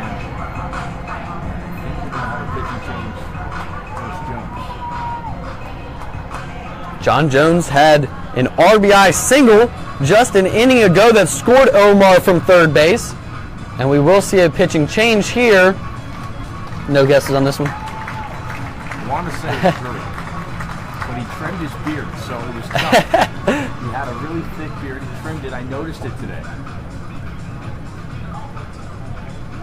I'm going to guess it's Zachary Drury. That looks like it. And we will wait for the word from the PA guy. Ladies and gentlemen, your attention please. Now pitching for the Dawgs from the University of North Florida, number 5, Seth. You are absolutely nailing it today. Zach Drury on the mound, and I'll let you announce your guy. Mr. Drury 2-1 this season with a 1.54 ERA in 11 games. He has 1 save, 23 and a third, 32 strikeouts to 8 walks. He's a North Florida Osprey, and in the playoffs he came in for 1 1/3 inning versus the Scorps and shut the door in the last inning to bring them here to Tropicana Field and win the game. As he warms up, what do you think the mindset is for the Winter Park Diamond Dogs? They know this game isn't over. There's still 2 more innings. This game is not over, and we said that in the 4th. Well, Drury's a strike thrower, so he wants this out. And if I'm Chuck Shaw, don't know who else he has in mind in the pen, I think I want this guy for at least this out and the 8th. I want to see this guy back here in the 8th because he is such a great setup man, did a great job versus the Scorpions, and the word ball isn't in his vocabulary. He throws strikes, and I'm telling you this because this is a guy who has a 32 strikeout to 8 walk ratio. That's superb. And he had 3 strikeouts, no walks in that 1 1/3 innings versus the Scorps in the do or die playoff game. So that's my consensus. I got you. I don't know if you ever got to see it. Did you ever get to see the guy for Winter Garden, Chris Moore? Yeah. That man throws strikes. That man, the word ball is not in that man's vocabulary. He came to Sanford, 78% strikes. And yes, guys who throw strikes will get hit off more, but they'll make the game go quicker and they'll get outs because not every time that contact off the bat is going to be hard and through the hole. Oh, absolutely. The law of averages, you're going to hit 300 at best. Right. You know, the best hitters hit 300. So if you throw strikes, let them get out, and that's what Chris Moore did so well when he came to Sanford. We're here in the bottom of the 7th inning. River Rats have scored 3 runs this inning. The game is all tied up 4-4 with 2 outs. Here in the bottom of the 7th, John Jones comes up to bat with a runner on third base, Omar Villeman, just 90 feet away from taking the lead here.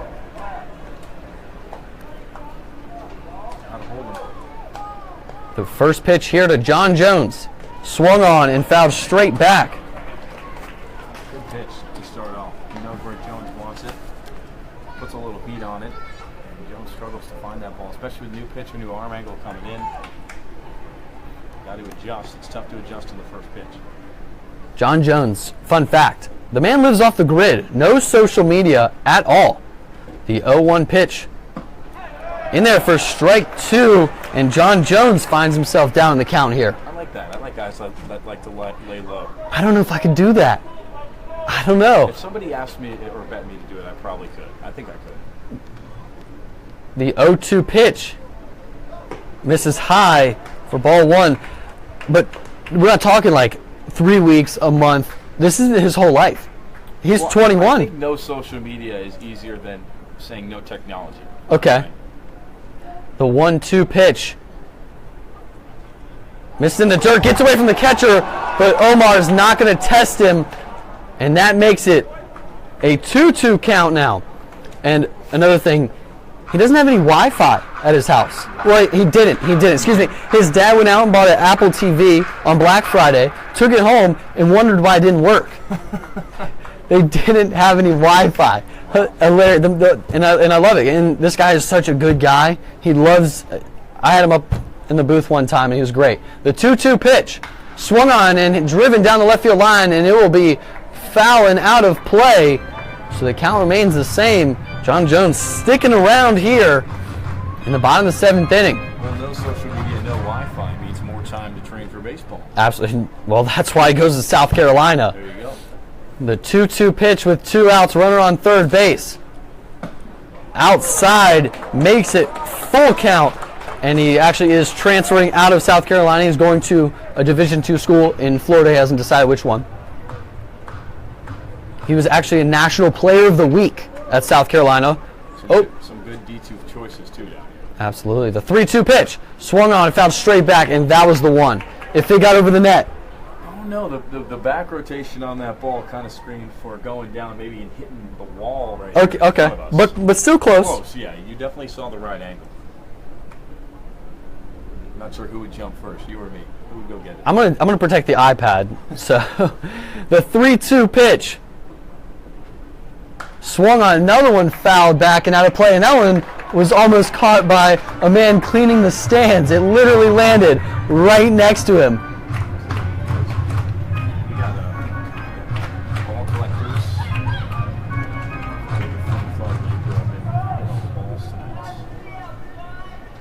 Full count, 2 outs, runner on third base, tie ball game. Here's the pitch, and he walks John Jones.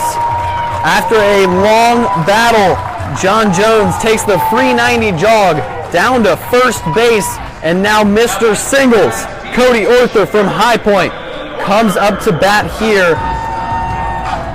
A fun fact about Cody Arthur, he has 2 walk-off sac flies this year. How often do you hear of a walk-off sac fly? Not often. Not often. They do. But to have 2 in a single summer season, the man gets it done. That's why he's batting cleanup tonight. He comes in here in the bottom of the 7th with runners on first and third base. With 2 outs, River Rats have scored 3 this inning to tie the Winter Park Diamond Dogs. And Drury's throwing strikes. He just fell late in the count. Jones was battling him. It's tough when you have a high pitch at count and you're a pitcher. You know, it's tough as a batter, but it is sometimes harder as a pitcher. The first pitch to Arthur, swung on and hit to shortstop to Rivera, long throw over, he's not going to make it, and Mr. Singles, an infield single and an RBI to take the lead, and the River Rats go on top 5-4 here at Tropicana Field.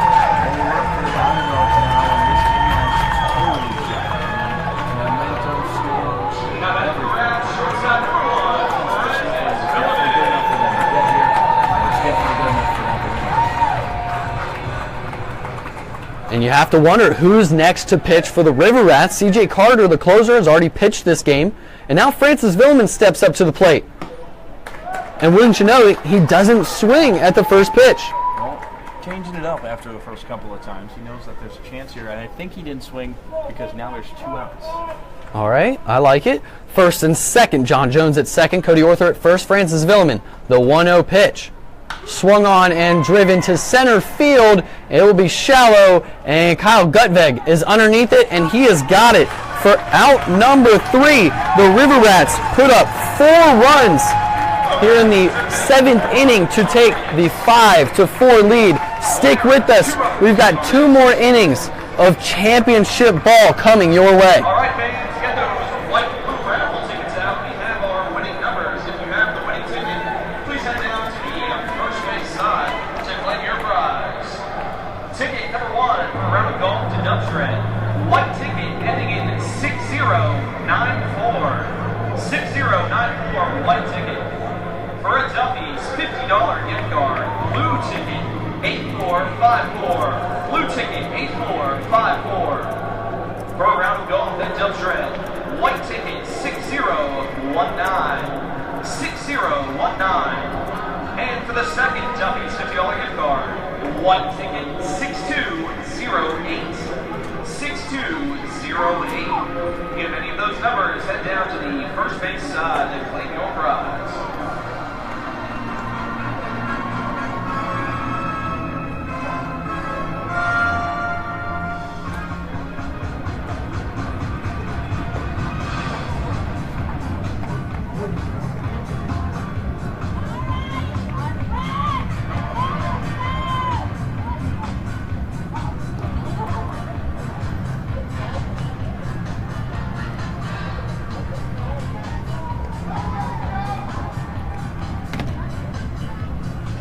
Top of the 8th, in a brand new ball game here.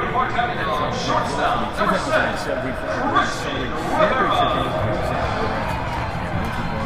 It is now 5-4. Sanford puts up a 4 spot in the bottom of the 7th inning. And now Cody, Winter Park has their work cut out for them as they're down a run late in this game where Sanford thrives. And Christian Rivera is leading us off. And they're facing C.J. Carter on the mound still. First pitch swing, Rivera pops it up high. The shallow right field coming in to make the catch is Teddy, and he can't make the catch. And Rivera will get all the way to second. They'll throw to second, and he's safe as he got caught leading. And Rivera's coach. Who wants another championship? I swear, I'm not dumb. We knew that the lights and the roof were going to play a part in this ball game, and right there they did. And they're going to mark that as an error. That is something else, and he almost got caught out at second base. But he was pumped, and that's cool to see. Like we mentioned before, the guys who are trying to be repeat champions.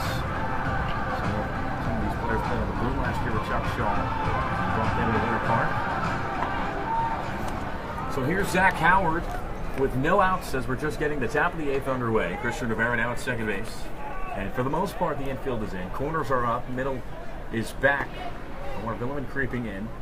Howard pulls down the bunt attempt. It's a strike anyway, and the count moves to no balls and a 1 strike. With the movement that C.J. Carter has on the mound, it's got to be tough to bunt off of him. Yeah, I think especially with changing the arm angles, because if he goes sidearm, you're going to try to expect it and put it down in a certain way. If he goes over the top, you have to change your whole approach. There you go. That one's going to miss. He pulled back, though. So the count is now 1 ball and a 1 strike. That was during the middle of the hit, the error actually. I was like, this is the highest pop-up we've seen all day. This is going to be tricky. Right. And of all the ones, that's not the one I would have thought. Now it's going to miss inside to make the count 2 balls and 1 strike. And the reason I say that is truly because that was not that far out. There have been some shots, moon shots to left center. And that's been tough. Richie Rivera, like we said, worked in the first couple of innings where all the runs were coming for Winter Park. And those balls in the angles look tough, too. Next pitch, Howard bunts it. It's going to be caught by Jones as he was flying in. And there's out number 1. And that's just unfortunate for Winter Park there. They needed to get him over to third base to make it a sac fly, especially with the 8-9 hitters coming up. No disrespect to them, but you know, they makes their jobs easier. Right. These guys aren't known for driving in runs, the gap power, stuff like that. So really just trying to make the job easier for them. 1 out. Here's the first pitch to Baglitch. And there's a strike to make it 0-1. Christian Baglitch, like we said, batted .301 this summer season. Spectacular third baseman for Florida Southern. He's going back for his sophomore year. That's going to miss outside. And the count will go to 1 ball and a 1 strike. Christian Rivera waits at second base. They're at the top of the 8th. Sanford up 5-4 now in a whole new game. Carter takes a look at Rivera. And the 1-1 misses away. Gets by Jones. Rivera's on his way to third. He's very, very valuable, so we'll hold there. Carter covers home. Time is called, and Sanford kind of putting themselves in a similar situation as Winter Park did at the bottom of the 7th defensively. Michael Gizzi warming up in the bullpen, and that one just bounced off of the catcher's glove and shin guards. Now C.J. Carter's getting a mound visit by head coach Kevin Davidson. And I think Kevin Davidson asked the umpire, how many visits do I have to talk to them? So this is not a change, I think. I think he said you have 2 left, so we'll have 1 after this. Like you mentioned, C.J. Carter came in very early for himself, but he's done a phenomenal job putting all those zeros on the board for Sanford's defense, keeping them in this game, and thus leading them to the comeback in the bottom of the 7th to put them up 5-4. Just to recap this inning, just to start it, Christian Rivera put one high in the air. It looked like it was going to hit the roof. I mean, obviously it didn't hit the roof, but it went into right field, and it just got lost and was unable to be caught by the right fielder, and it happens. It happens in the major league level, and that's why I talked about it in the pregame. That's why I've talked about it throughout the game. These guys don't play here on a daily basis, and they're not professionals, and they didn't take pop flies before the game. It was bound to happen at some point. Right. They don't have time for a 2.5-hour practice like colleges normally are. 2-1's the count to Maglich with 1 out and Rivera at third. And that pitch is going to miss inside to make it a hitter's count 3-1 for the Florida Southern third baseman. Maglich in the playoff game in the pregame said how much of a great summer he's had here in the Florida League.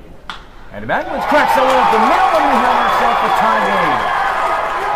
Dawgs answer like that. You want a good one? We got it. 5-5 here in the top of the 8th. This is championship baseball right here in the Florida College Summer League. All tied up. 5 runs, 8 hits, 1 error for Winter Park, and 5 runs, 7 hits, and 2 errors for Sanford. Momentum has shifted all over the place. Winter Park had majority of it in the first half of the game. Kind of went baseline in the 3rd, 4th, and 5th when nobody scored anything. Sanford added a run in the 6th, then 4 in the 7th to go up by 1, and now Winter Park ties it up here in the 8th. First pitch to Luis Olivier will miss inside for ball 1. And this is exactly what the Diamond Dogs want after giving up a 4 spot in 1 inning. Olivier cracks that one foul. The count moves to 1-1. Man, I just cannot believe this ball game. The way it started, and then they both teams went through a lull period, and then the 6th inning, 7th inning, 8th inning, runs start coming. 1-1's the count. And Olivier fouls that one back to make it 1-2. And if you're Winter Park, now's the time. You want to get your offense in the bottom of the 8th, the top of the 8th, excuse me, because Sanford being the home team, they'll have a chance in the bottom of the 8th to tack on a run and then close it out with 3 outs, giving a lot more pressure on Winter Park. The 1-2. That will miss outside. The count goes even at 2 balls and 2 strikes. With Maglich waiting at first base. And move around, possibly scoring him to take the lead. 2-2. Olivier, high chopper on the ground. Pruitt's got to come and field it. He double clutched. He's not going to get any of it. Olivier's going to have himself an infield hit. It's first and second here in the top of the 8th inning with 1 down. And just like that, the offense is starting to creep up here for Winter Park. They've already scored a run at time. Did Coming up. Did that one bounce off of the plate? I think so. I can't see how it bounced so high just straight off of the dirt. I mean, that was, I don't know, it sounded like a weird sound to me. Maybe the lip of the turf. Okay, I can get behind that. Bauer Sox, 2-run homer in this game. We'll see what he can do now. First pitch to him, misses up and away for ball 1. Good situation with first and second and 1 out, and the top of the order coming up. They've been the successful side, scoring those 4 runs, now 5. Swinging this from Bauer Sox, the count is 1-1. And now a completely different pitcher is warming up for the Sanford River Rats. For the past inning and a half, it's been Michael Gizzi, and now it's a lefty. Just really trying to play with the matchups down there. 1-1 the count, 1 out of the pitch. Swinging the miss, now the count is 1-2 to Bauer Sox. He's going to have to try to battle back here in the count. CJ Carter has not pitched this many innings all season long. He's into his 4th inning of work here. And this is the time he needs to dig deep. Carter comes set. And the 1-2. Swing and a miss. Bauer Sox goes down on strikes for round number 2. And right there, he did an amazing job there. And now we're going to see just a mound visit by the catcher, first baseman, to talk to him as he's about to face a very difficult hitter in Danny Rodriguez. And Rodriguez, with his speed, gets something in the gap here. They'll be running. They're trying to go for a double or a triple. You definitely want to get at least Maglich home to establish the lead. As many runs as you can get at this point will help. But it starts with getting the lead, and that's really what they're going to work on, especially with the hitting. And you start with the beginning of the game, and you want to repeat that now. Better late than never.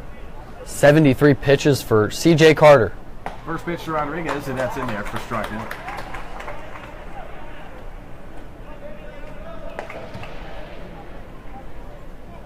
No balls, 1 strike, 2 outs.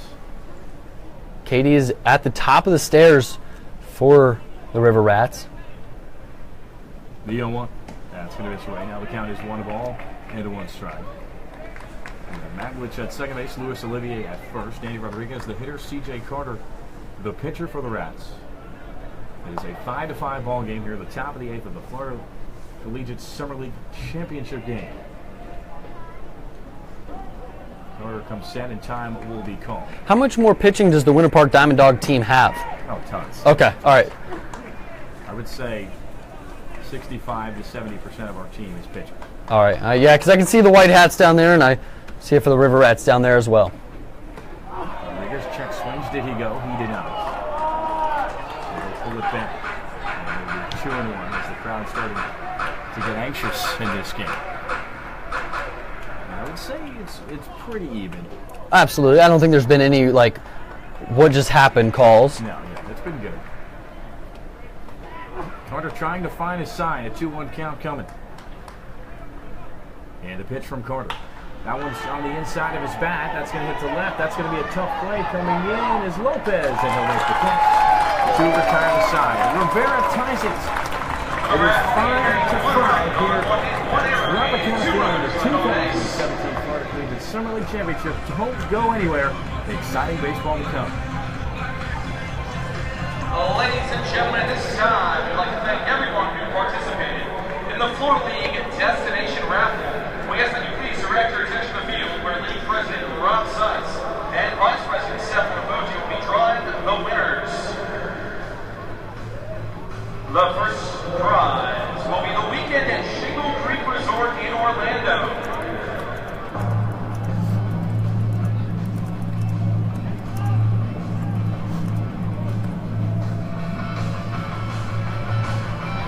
And the winner is Sean Murphy. Sean Murphy wins the Shingle Creek weekend. And now, the grand prize, an 8-day, 7-night stay at any diamond resort location in North America.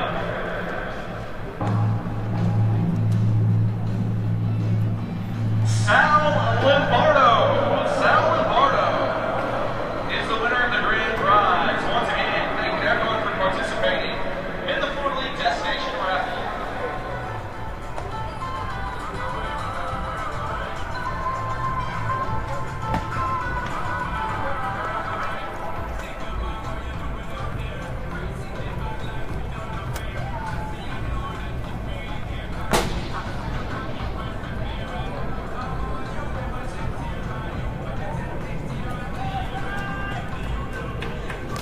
And thanks, we still have 2 prizes unplayed from the normal raffle. They're both white tickets.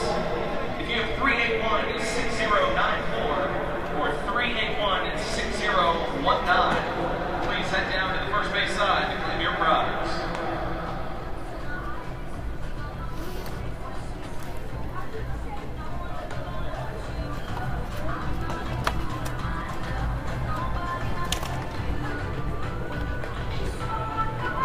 And we are back here at Tropicana Field as we head to the bottom of the 8th inning. It is all tied up 5-5. This is championship baseball between the Winter Park Diamond Dogs and Sanford River Rats. I'm Cody Shook alongside Casey Wright.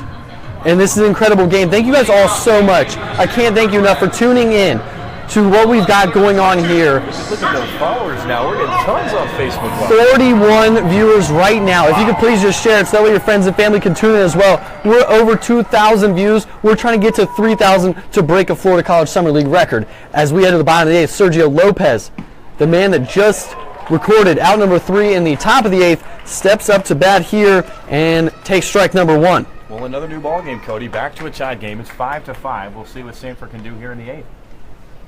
The 0-1 pitch here. In there for strike 2. And Lopez pinch hit in the last inning in the 7th. Got that inning started with a leadoff walk and then later scored. Right. And, you know, at this point for Sanford, they know they have the offense.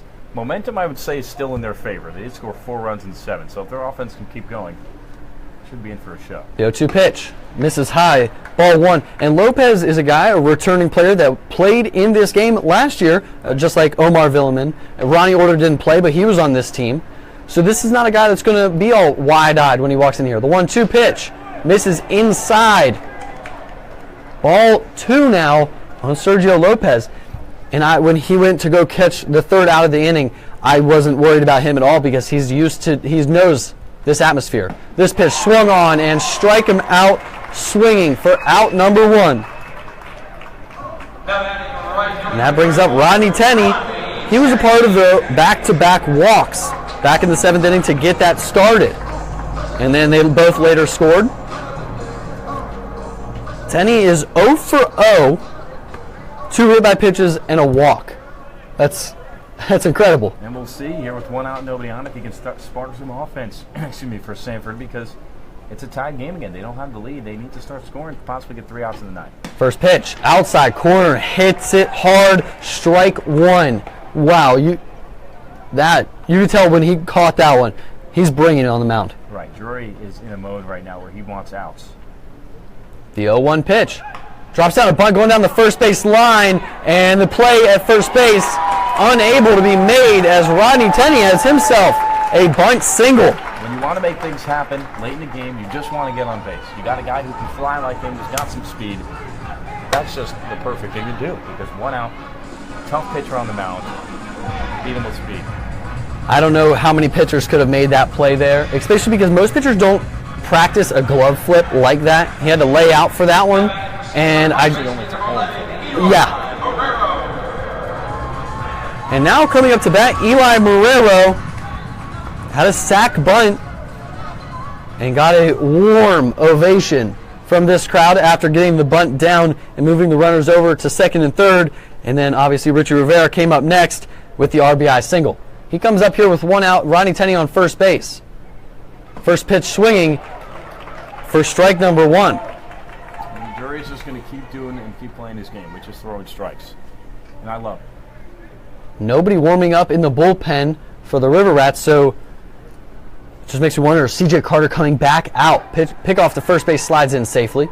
Got to keep an eye on Rodney Tenney at first base. A guy that will take off. There may be somebody coming in. He may be ready to go, but they've been warming up a while. We'll see. The 0-1 pitch. Great jump. Not even going to throw Rodney Tenney. His jump was so good, he had to stop. It was a stutter step, really, because he expected Drury to step off. It was too late. He was already in his motion. So he got the timing. He did have a stutter step, but he can fly. So it didn't really matter in the long run for that. For Rodney Tenney, he had 16 stolen bases in the regular season. He has 2 here today. Eli Marrero, runner on second base, 1-1 count with 1 out. Pitch swung on and missed for strike 2. He's got to get ahead in the zone, and he's got to throw strikes now because you got a guy at second base that has speed. Anything hitting the gap or possibly even a single could score him, give the Rats the lead. Top of the ninth coming your way. You got to be careful if you're Winter Park. The 1-2 pitch. Big lead. He's going to take off for third base. Oh, and he had it stolen, but Eli Marrero had to protect himself. Swings at this one and puts it into the seats down the right field line. Crazy to see how high these balls actually go in a stadium like this. You don't really get a respect of it when you play at fields, like ours, because you can't see it. If a ball goes there, you know that's in the parking lot at Sanford Memorial Stadium. Yes. Wow, he almost had third base stolen. No, he was there. Oh, yeah. Wow. 1-2 pitch. Going to keep a closer eye on him here. This pitch swung on and strike him out for out number 2. That's a huge out for Drury and the Diamond Dogs. Because now there's 2 down. You can kind of be a little bit easier breathing on the mound. You got Richie Rivera coming up, a great hit. So not an easy task to get out, but in this sense, you're 1 out away from keeping the game tied and making it a lot less pressure in the top of the ninth. Runner on second base is Rodney Tenney. We might see him take off again because even if he gets thrown out, you've got basically your second leadoff guy up at the plate right here. Going to drop down the bunt, pulls it back, strike 1 called. Rivera 1 for 3 with an RBI single and a stolen base. Can you remember the last first pitch ball Drury threw? Because I can't. No, I can't either. He is filling up the strike zone here in the 8th inning. Tied up 5-5. 0-1 pitch. Big lead. He's going to take off for third base and a drop down bunt, and he will be safe at first base. Richie Rivera. That was probably one of the most perfectly executed plays ever. Here's what Rivera's saying. Kenny's going. Sees Kenny going. Now has to run the third to cover. Bunts it hard down the third base line. No shot. You're going to get Rivera at first. 2 outs here in the bottom of the 8th inning with Omar Villeman at the plate, first and third base. And name a quicker trio than what's out there right now. It's tough. I mean, I could argue Rodriguez and Bowersox. I can't find another one off the top of my head from Winter Park, but they've definitely put themselves in a good situation here with first and third, 2 outs. But as we know, 2 outs doesn't have to mean anything as far as not being able to produce more runs. You can definitely produce more runs with 2 outs. And I think it's time to look at the scoreboard and notice 9 hits for both teams, 5 runs for both teams. Can you find a better matched up game than this? And I mean, this is great. these teams matched up so well all season long. And the Winter Park Diamond Dogs, they started the season off slow, and then they got red hot in the middle of the year. And then, I don't want to say stumbled down the stretch, but they weren't there themselves. Right. So, but they found it here in the playoffs. They only played 1 game, so I have to consider that the playoffs, but they were dominant. Right. And the Diamond Dogs have to just keep their composure. They have to understand that as long as they can get this last out, the game is still time to go in the top of the ninth, not, on their backs, I guess you could say. And I think at this point for Sanford, they just got to pick up a run. Absolutely. Truly. And insurance is great, but picking up a run will justify you having a shot to get 3 outs in the top of the ninth to call it a ball game. And the man you wanted to play is right here. Omar Villeman, a .345 hitter in the regular season. First and third, 2 outs here in the bottom of the 8th inning. First pitch, outside, misses for ball 1. Omar is 3 for 4. 2 RBIs and 2 runs scored. So he is responsible for 4 runs that are on that board right there. So he's making a case for MVP today. Great numbers. The 1-0 pitch, runners on the move to second. Pitch swung on and fouled straight back. And where will this one land? I would say 10 feet to the left of us. Very close. That was close, and I probably could have ran over, maybe reached over and made the catch. But I mean, in that sense, I probably would hurt the equipment here, and I don't want to do that. So. Richie Rivera was on the move to second base there, and that would have been big if he pulled it in the gap, because then Richie Rivera would have been off to the races.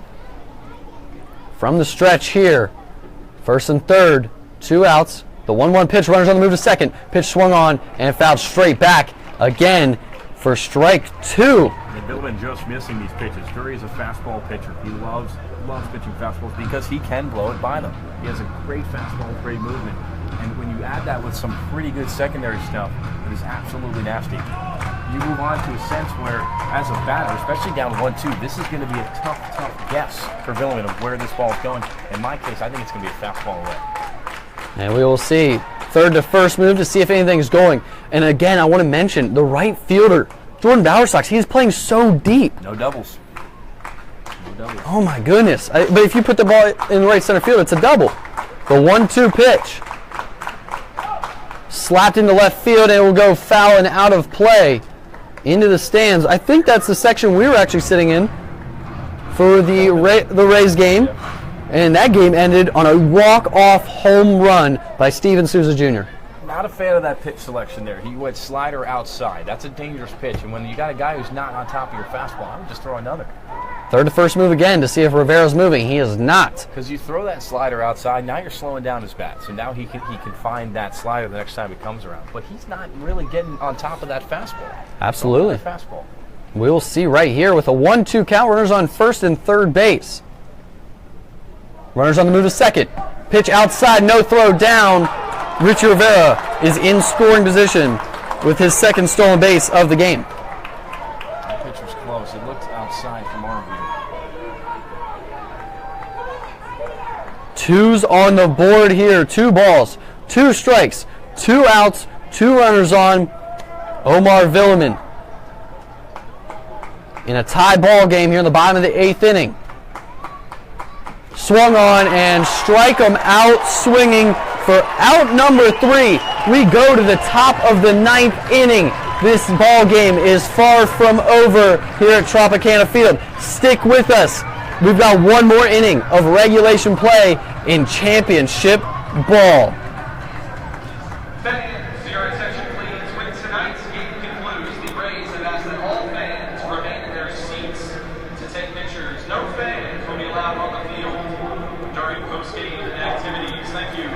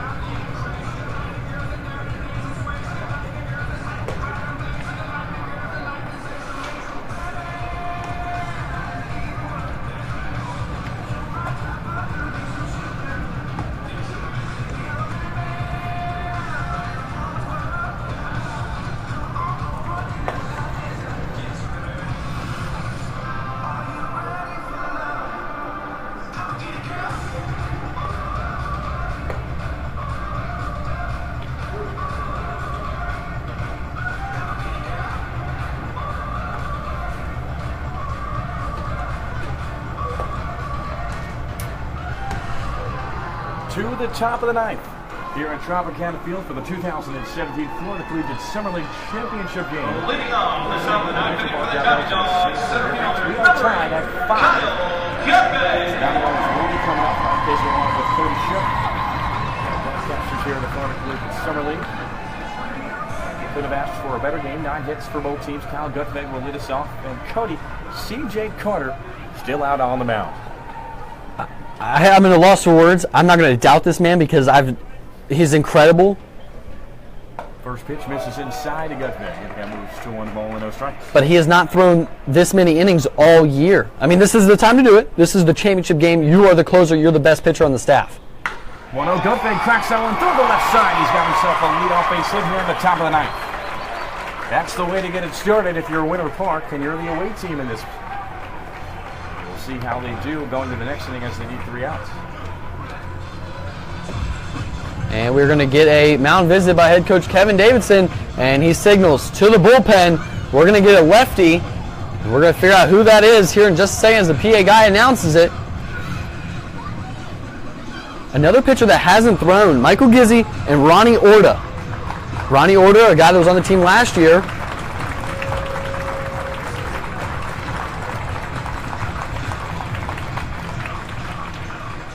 C.J. Carter's final line on the night is spectacular. 4 to third, 6 hits, only 1 run. He struck out 4.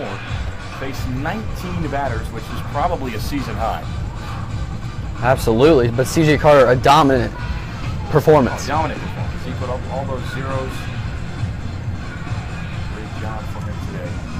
This is Kobe Weaver pitching for the Sanford River Rats. Another Dallas Baptist pitcher, the second one of this game, just like Jacob Webb. And so far this year, for Mr. Kobe Weaver, he's 2-1. 7 games he started, 113 and a third, 13 strikeouts for Mr. Weaver. He pitched in Game 2 of the playoffs. And if I remember correctly, he only pitched to 1 batter. His numbers changed, so that's where the confusion was. Yeah, he threw to 1 batter, got him out, did his job. Well, he's got no outs here. Michael Gizzi, I believe, is back up in the bullpen. Yep. And I'm wondering. So I think it's a setup. Well, Catsby's coming out, so lefty on lefty. I think that's where the mindset is. That's a very good idea as we are here in the top of the 9th inning in a tie ball game on Championship Sunday. Spectacular game. 10 hits now for Winter Park. 19 hits combined from both teams. 10 runs. Jacob Catsby coming up. MVP candidate, 7 home runs this year, leads the Florida League. Were you expecting anything less than 10 runs and 20 hits? You know, I'm not sure with championship games because, sometimes you're going to have those high-scoring affairs, or like other times you're going to have it's going to be a 3-2 ball game at the end of the road with maybe 5 total hits, and sometimes that just happens. But 2 powerhouse offenses. Sanford has one. Winter Park is on. Yeah, definitely. But led the league in batting average. Right. And tonight with Winter Park, the first 2 innings set the tone of what they wanted to do. They had a little momentum switch, changed gears obviously in the 6th and 7th. Brought the momentum back to a standstill, in my opinion, because I think it's even right now. Absolutely. There's no momentum, I don't think, towards any guy. Here in the top of the 9th with a leadoff base runner on and no outs, lefty on lefty matchup with Kobe Weaver and Jacob Catsby. And the first pitch will actually be a pickoff attempt at first base. Weaver's going to make sure Gutveg stays close. Definitely don't want to give away free bases, especially stolen bases at this point. Just a quick shout out to everybody watching on Facebook Live. We greatly appreciate it. First pitch to Catsby, breaking ball in there for strike 1. Bold move there, coming with the off-speed stuff, but lefty-lefty matchup. This is a big power hitter. It's good to throw that curveball, make you feel like it's going to hit you. Drops in for a strike. Weaver takes a look at first. Here's the 0-1. Catsby hits that one shallow on the ground. Weaver's going to go to second with it. They're going to get the force out. Catsby will be safe at first down the fielder's choice. And there's one down here in the top of the 9th. That's a tough play for a pitcher there to go back to second, and we watch it on the replay, and it was just an unorthodox throw, and it was on the move, and that's a lot of the times where the pitcher hangs onto it too long or releases it too early, and it goes into the outfield. One batter, is all Weaver was going to get anyway, in our opinion. Had to get the lefty on lefty matchup, couldn't do it, but he did get the outs. So he gets the force out. Second, Michael Gizzi will come in. Maybe the right-hander, we'll see what he can do with 2 outs remaining here in the top of the ninth in a tied game. Michael Gizzi from Huntington goes to Marshall, that is in Huntington. Excuse me, he's from Florida. He's a big right-handed thrower, and he's another one of those guys that is a goofball, a good guy to have in the locker room, always upbeat, always smiling, and voted on by the players. He's the biggest jokester on the team. He throws 90 miles per hour, the things I would do to throw 90 miles per hour. Michael Gizzi, meanwhile, facing his hometown team, I guess you can call it. Gizzi's from Winter Park. He'll be a senior this year at Marshall University. And in 2016, he was a 35th round pick to the Atlanta Braves. I've talked to him up in the press box, and I actually got to talk to him. It was a doubleheader. I got to talk to him in game 1 and game 2, and he was such a nice guy. And his parents, I've met them and I've talked to them, and they're great people too. Michael Gizzi, a class act all around, and I wish nothing but the best for a guy like that. Gizzi this year, 3-0, 4.23 ERA in 14 games. He's got 17 innings, 21 strikeouts, including 1 save. Can't get the save right now, but he can get the hold. Keep this game tied. Matt Mackey coming up with 1 out. Cal Gutbag at first here in the top of the ninth in the 2017 Florida Collegiate Summer League Championship game. Gizzi will come set. First pitch is on the way. There goes Gutbag. It's going to be inside, ball 1. The throw to second is going to hit the helmet of, actually that's Catsby, excuse me. And Catsby will get a stolen base.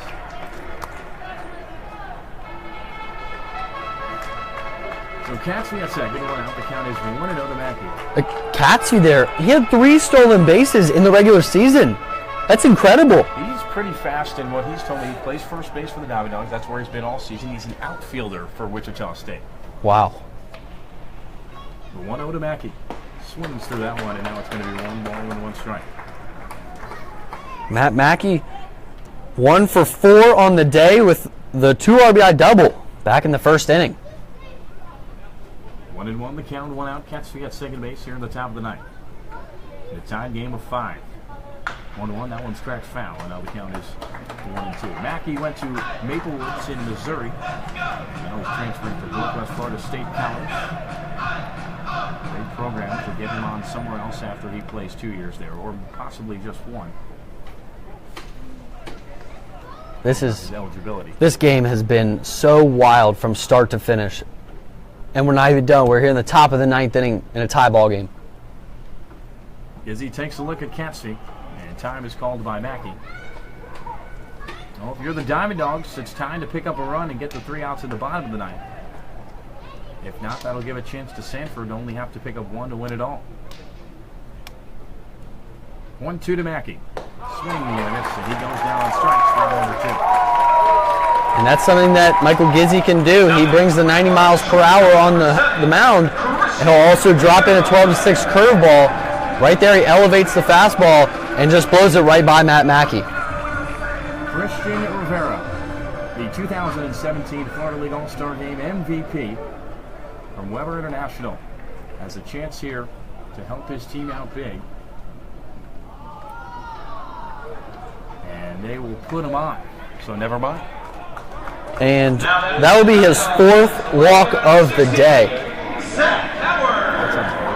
Wow. 4th walk of the day. He's been on base all 5 times. How about that for on-base percentage?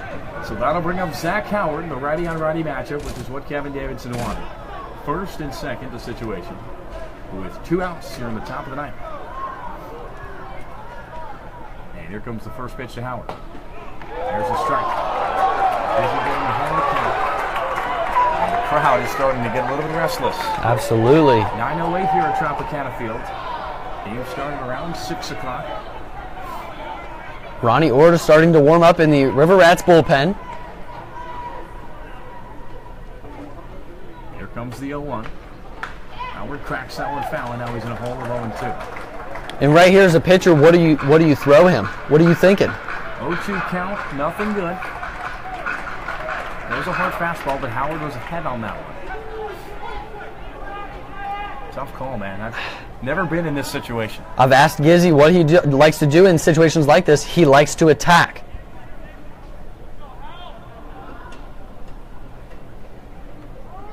And time will be called by Howard. As we have a standstill. First and second, Catsby at second base, Rivera at first. 2 outs here in the top of the ninth of a tie game of 5-5. 0-2 is the count to Howard. Championship game. The 0-2. Struck him out. To the bottom of the ninth we go, and the Riverettes will have a chance to win it all.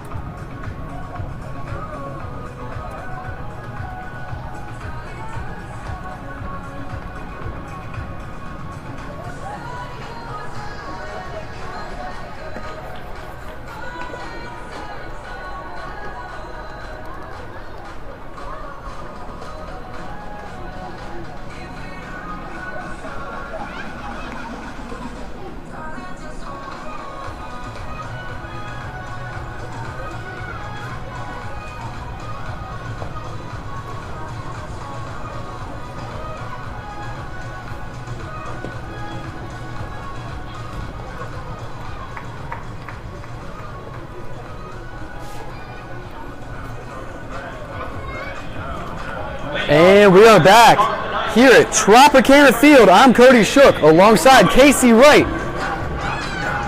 As we head to the bottom of the ninth inning, Dathan Pruitt steps up to the plate in a tie ball game, 5-5. Winter Park, 2 runs in the first, 2 runs in the second, 1 run in the eighth.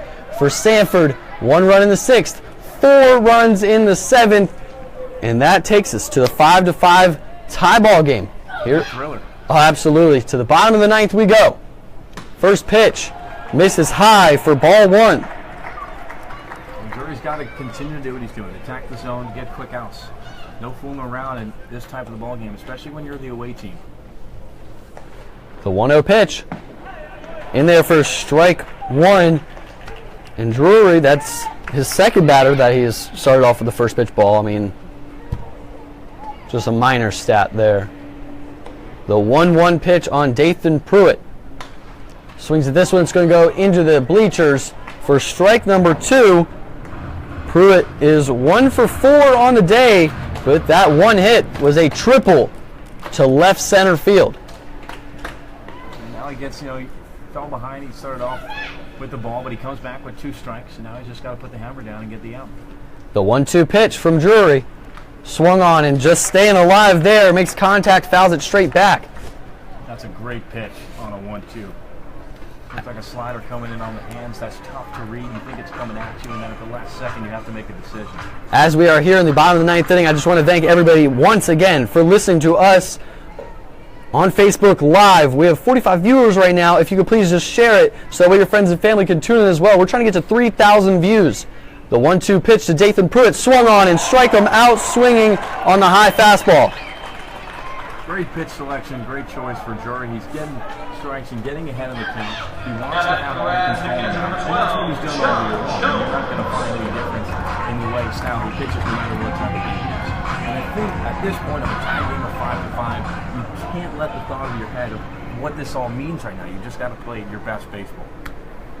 John Jones, the switch hitting catcher, steps up to the left side, watches ball 1 high. No activity in the River Rats bullpen. And 2 guys warming up for Winter Park. The 1-0 pitch. Misses outside. 2-0 count now on John Jones. He does have some power.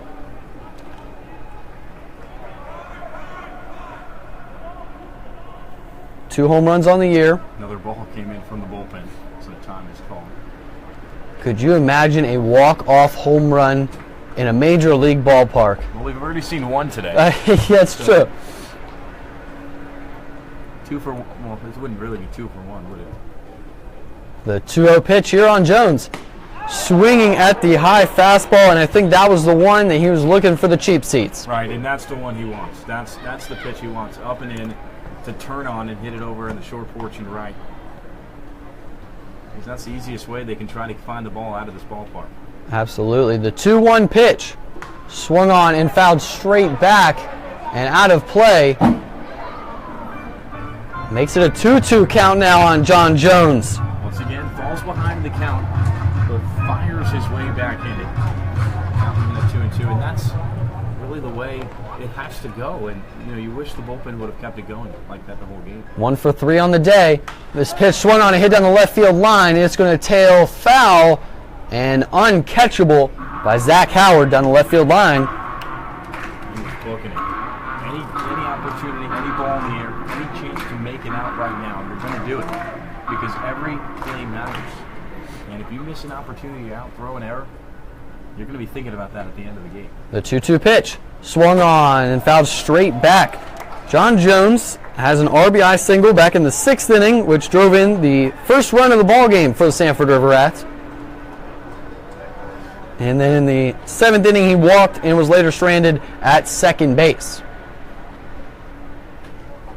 2-2 count here at the bottom of the 9th inning, tied up 5-5. Here's the pitch. Misses high. 3 balls, 2 strikes. In the on-deck circle is Cody Arthur, and he's being talked to by head coach Kevin Davidson right now. Maybe a game plan. The 3-2 pitch. Swung on and hit into left field, and that one will drop for the 1-out single here in the bottom of the 9th inning. It looked like Howard misjudged that ball. He thought he took a step back at first.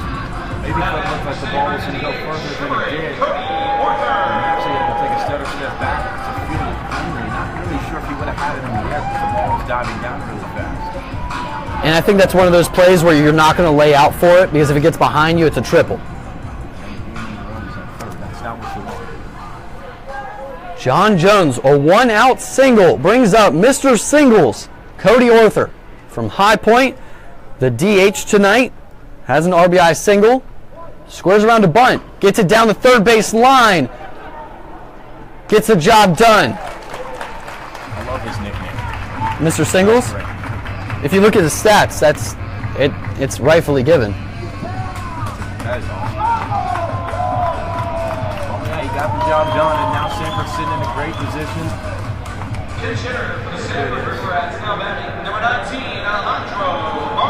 Wow. Alejandro Martinez steps up to the plate for the first time tonight. Here we go. On to your seats. Wow. Francis Villeman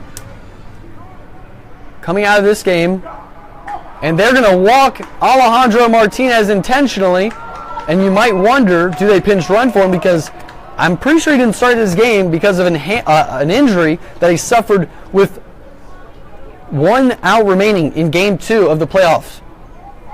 Now back for the River Rats, Put him on, so he can hit. And it looks like he will run, and here's why, Cody. He doesn't matter right now at first base. You're correct. It's the guy out in front. It's a tied game. They need 1 run to win it. So why not put another guy at first base? You were here last year. Correct. Do you know how the game ended? Off the top of my head, I know it was not walk off because Altamont was away. It was a strikeout looking. 2 runners on with 2 outs. Sergio Lopez steps up, swings at the first pitch, and it will go out of play, foul. The man that watched it go, the man that's at the plate right now, looking for redemption with the championship on the line, Sergio Lopez. Here in the bottom of the 9th inning, runners on first and second base. The 0-1 pitch in the dirt for ball 1. That is a huge stop by Olivier. Fantastic job of getting behind that ball and keeping it out in front. And you got to realize here, there's a legit chance to get out of this inning if you're Winter Park.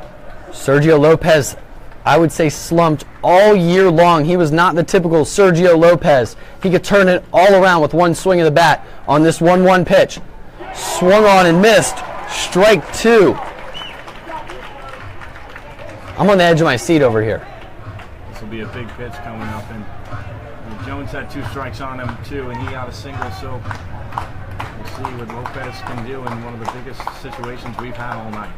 First and second base, bottom of the 9th inning, tied 5-5. Sergio Lopez 0 for 1 on the day. The 1-2 pitch with 2 outs.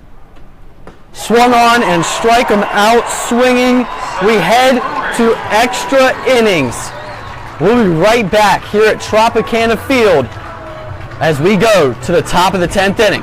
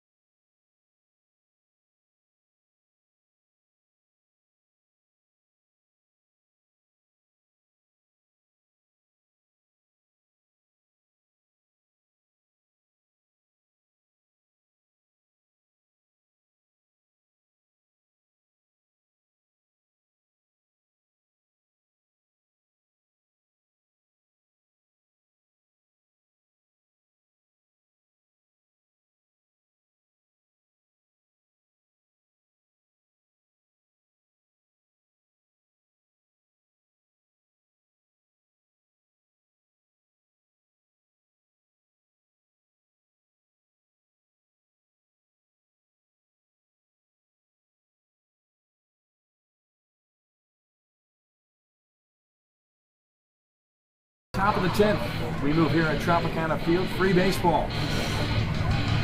2017 championship game for China 5. Coming up, Christian Magnus leading us off, and Michael Disney will remain on the mound. Alejandro Martinez will head to first base. Omar Villeman now playing third. Dathan Pruitt moved to shortstop. Changes in the field. We'll get you the update on who is where from all the other substitutions. First pitch to Maglish, and that'll miss low for ball 1.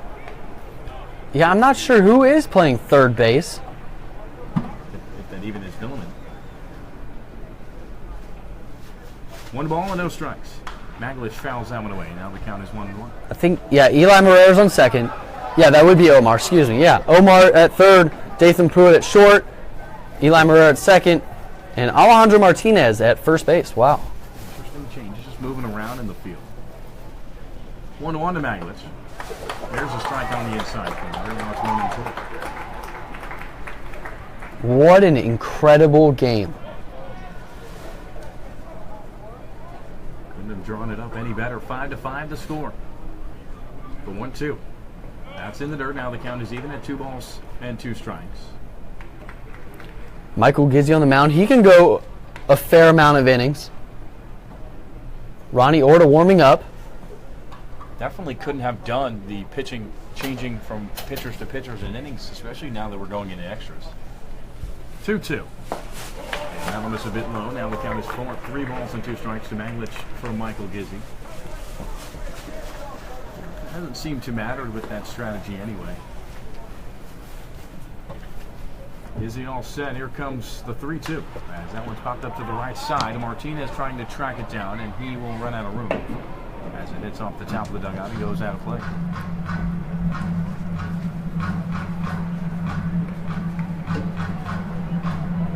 This game over 3 hours. Playing here at beautiful Tropicana field. Full count to Maglich, nobody on, and no outs as we're just getting the top of the 10th inning underway here at Tropicana Field for the 2017 Florida League Championship game. Payoff pitch to Maglich, and he pops this one up a mile high. We've seen this have trouble before. Marrero runs all the way to shortstop to get it, and he makes the catch over his shoulder, moving back towards second base. I said that it's going to play a factor in this game. That's a catcher out there on second base. And he does a great job of recovering. Nice acrobatic catch. Looking over his shoulder. That is not easy. He made it look easy. Wow. And it's coming up. It'll be the catcher, Luis Olivier from Embry-Riddle, who will get another at bat. First pitch to Lewis. That'll be slow for ball one.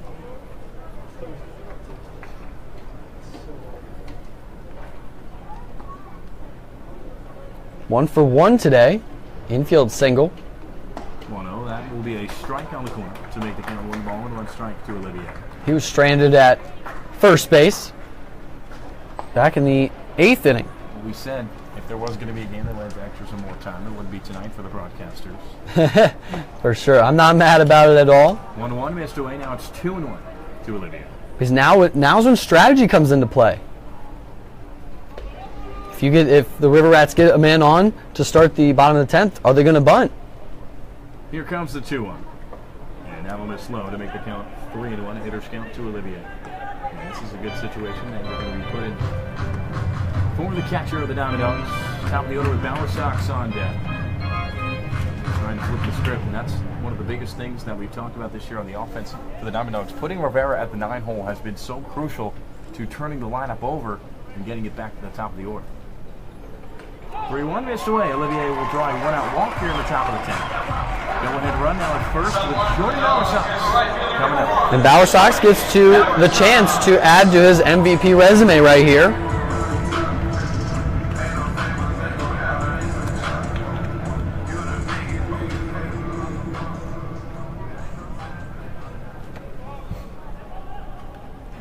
Olivier at first, one out. First pitch to Bauer Sox. And there's a strike on the outside corner. This is definitely a guy that you need to get ahead on, and you need to put him down in the count. Make it tough for him, and hopefully look for some weak contact here. The 0-1 from Gizzy. This is low and inside. Count moves to 1-1 on Jordan Bauer Sox from Penn State. Going from Winter Springs, Florida. So not too far from Winter Park. So he's local, right in the Central Florida area. So he grew up around the Florida College Summer League. 1-1. It's going to miss away to make the count 2 balls into 1 strike. We see a lot of northern guys like to come down to have the island life experience, as some people call it, for Florida. He decided to go up north to play at Penn State for the Nittany Lions. 2-1 from Gizzy. Up and in, ball 3. Now another 3-1 count. Gizzy here not being able to find the fastball. Do you throw an off-speed pitch to maybe try to find it? To try to find, if the fastball's not working, you got to change something up. I think you just go straight to the strike zone. 3-1. That one's cracked on the ground. Double play opportunity. Villaman, the turn from Marrero. They won't get Bauer Sox, so we'll just get the force out at second. 2 outs now here in the top of the 10th. Bauer Sox will get the first out of the short. So with 2 down, Rodriguez will come back. Time game 5-5 in the 2017 Florida League Championship. And we just had a question on Facebook Live. Who are the 2 broadcasters? Well, I'm Cody Shook alongside Casey Wright. Casey Wright is the broadcast intern for the Winter Park Diamond Dogs, and I'm Cody Shook, the broadcast intern for the Sanford River Rats. I like long walks on the beach. They asked one question. Oh, my bad. They're not trying to get to know me. Oh, okay, gotcha. As he comes center, comes the first pitch on the way for Danny Rodriguez. And that'll miss up and in for ball 1. Rodriguez has been on base a few times tonight. Got on by way of the E6 back in the first inning. And then later scored. And then got on base in the fourth inning with a single, an infield single. 1 ball, no strikes is the count to Danny Rodriguez with 2 down. As Sanford tries to get back in the dugout for the bottom of the 10th. And that one's going to be fouled away on the 1-0 to make it a 1-1. With a guy that is, I would say, struggling to find the command, I don't think that's the pitch you swing at there. I mean, I'm not down there, so I can't really say anything. But like that was a highway fastball that he kind of just like lunged at. 1-1 to Rodriguez. Bauer Sox takes his lead at first, 2 outs. And there'll be a pickoff attempt at first, not in time.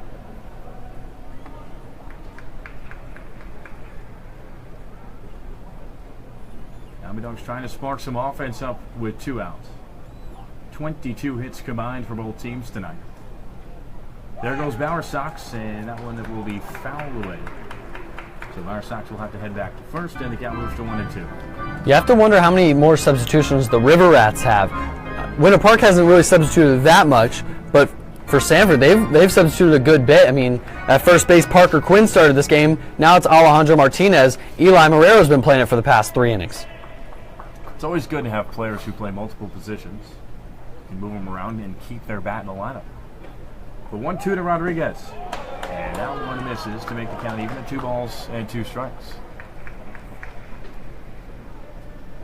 Score is 5-5. We're tied here in the top of the 10th inning here at Tropicana Field.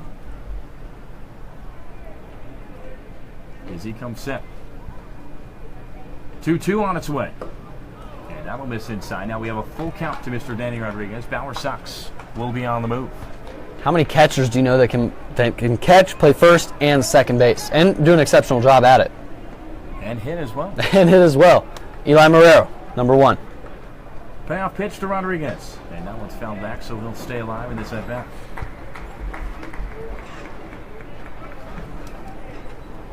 What a night it's been.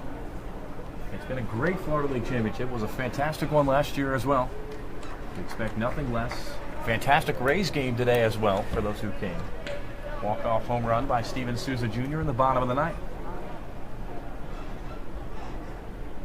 And Gizzy will step off the mound. 3-2 is what we're waiting on here with 2 outs. Bauer Sox at first here in the top of the 10th. Kyle Gudvig on deck. And we'll see right now if we'll get a shot to get at bat here in the top of the 10th. 3-2. Ball 4, and he will. Rodriguez will head to first base. And it will be first and second for one of the MVP candidates in this 2017 season. And we're going to get a mound visit by head coach Kevin Davidson. I think Ronnie Orta will be the man. So as we take this time, we talked about Tropicana Field a minute ago. How many other ballparks have you been to? Just in general. Oh, well, Major League ballparks. I don't really care about high school ballparks. City Field, Camden Yards, where the Orioles play. I've been to the New Orleans Park. I want to say that's it. If my mom's listening right now, she probably can think of more. Oh, Yankee Stadium. That should have been easy. And I guess you could say Shea Stadium as well before City Field was built. Okay. Which was pretty cool. And which one is the favorite? Ooh, out of all of them? This is kind of an interesting choice for me, but I think I got to say Camden Yards. I think that's one of the coolest ballparks. I mean, at least I've ever been to. Obviously, it's not a wide variety of stadiums. If you like Camden Yards, you got to check out PNC in Pittsburgh. I see PNC. I love just from looking at pictures. It is. I go to school an hour away, so I go all the time, and it is such a beautiful ballpark. I think that's my favorite. I go to Camden Yards all the time. I live right in the D.C. area, so I go to the Nationals Park, and nothing compares to PNC. So Gizzy's night is done. He went 1 1/3 with 2 strikeouts, facing 7 batters. It'll be Mr. Ronnie Orta from Nova Southeastern. The Sharks were the Division II national champions in 2016. Ronnie Orta is one of the more effective pitchers in the league. He's going to go into his junior year from Bradenton, Florida. This year he's 3-1 with a 3.16 ERA. In 10 games, he's started 3 of them, 33 in the third, 35 strikeouts to 1 walk straight ratio. He's got a big task here, probably to get the last out of this inning. And further on from there, if we do end up in the 11th. And you mentioned earlier a guy on your team that you could talk about all day long. Ronnie Orta is that guy for me. He is a class act. He's from Venezuela. He told me the only thing we do in Venezuela, we throw hard and we hit long home runs. And it's rightfully so with Ronnie. He throws high 80s, low 90s, and he is such a great guy. When he was on the air with me one time, all he did was thank the fans for coming out. He loved when the kids would run the bases. I think in the 5th inning in Sanford, and he would high-five all of them. This guy is so down to earth, and another one of those guys I hope to see him do well in the future. Ronnie Orta. Gudveg steps up to the plate, 2 down, 1st and 2nd here in the top of the 10th, in a tied game of 5-5 in the championship. And there's a strike to make it 0-1.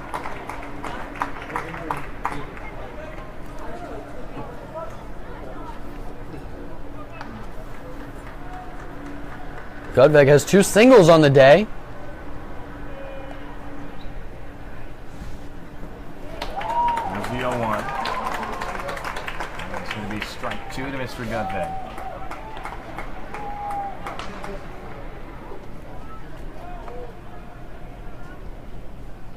No balls, 2 strikes, 2 outs. 1st and 2nd here in the top of the 10th.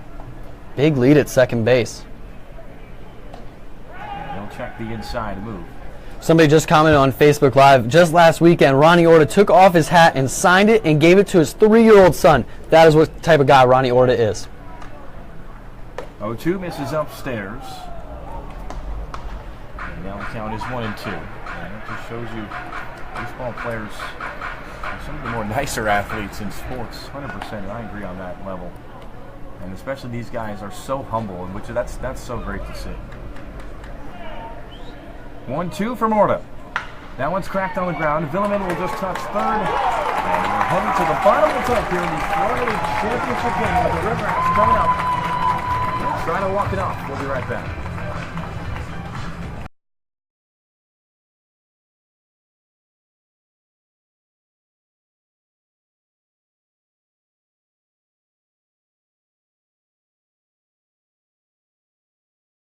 Attention fans, now pitching for the Dawgs from Akron College.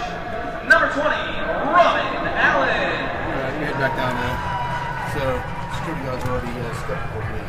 So I'm get out of here. I'll see you guys later. So I'll see you guys again, man. Have a good terms back in your universities. You too.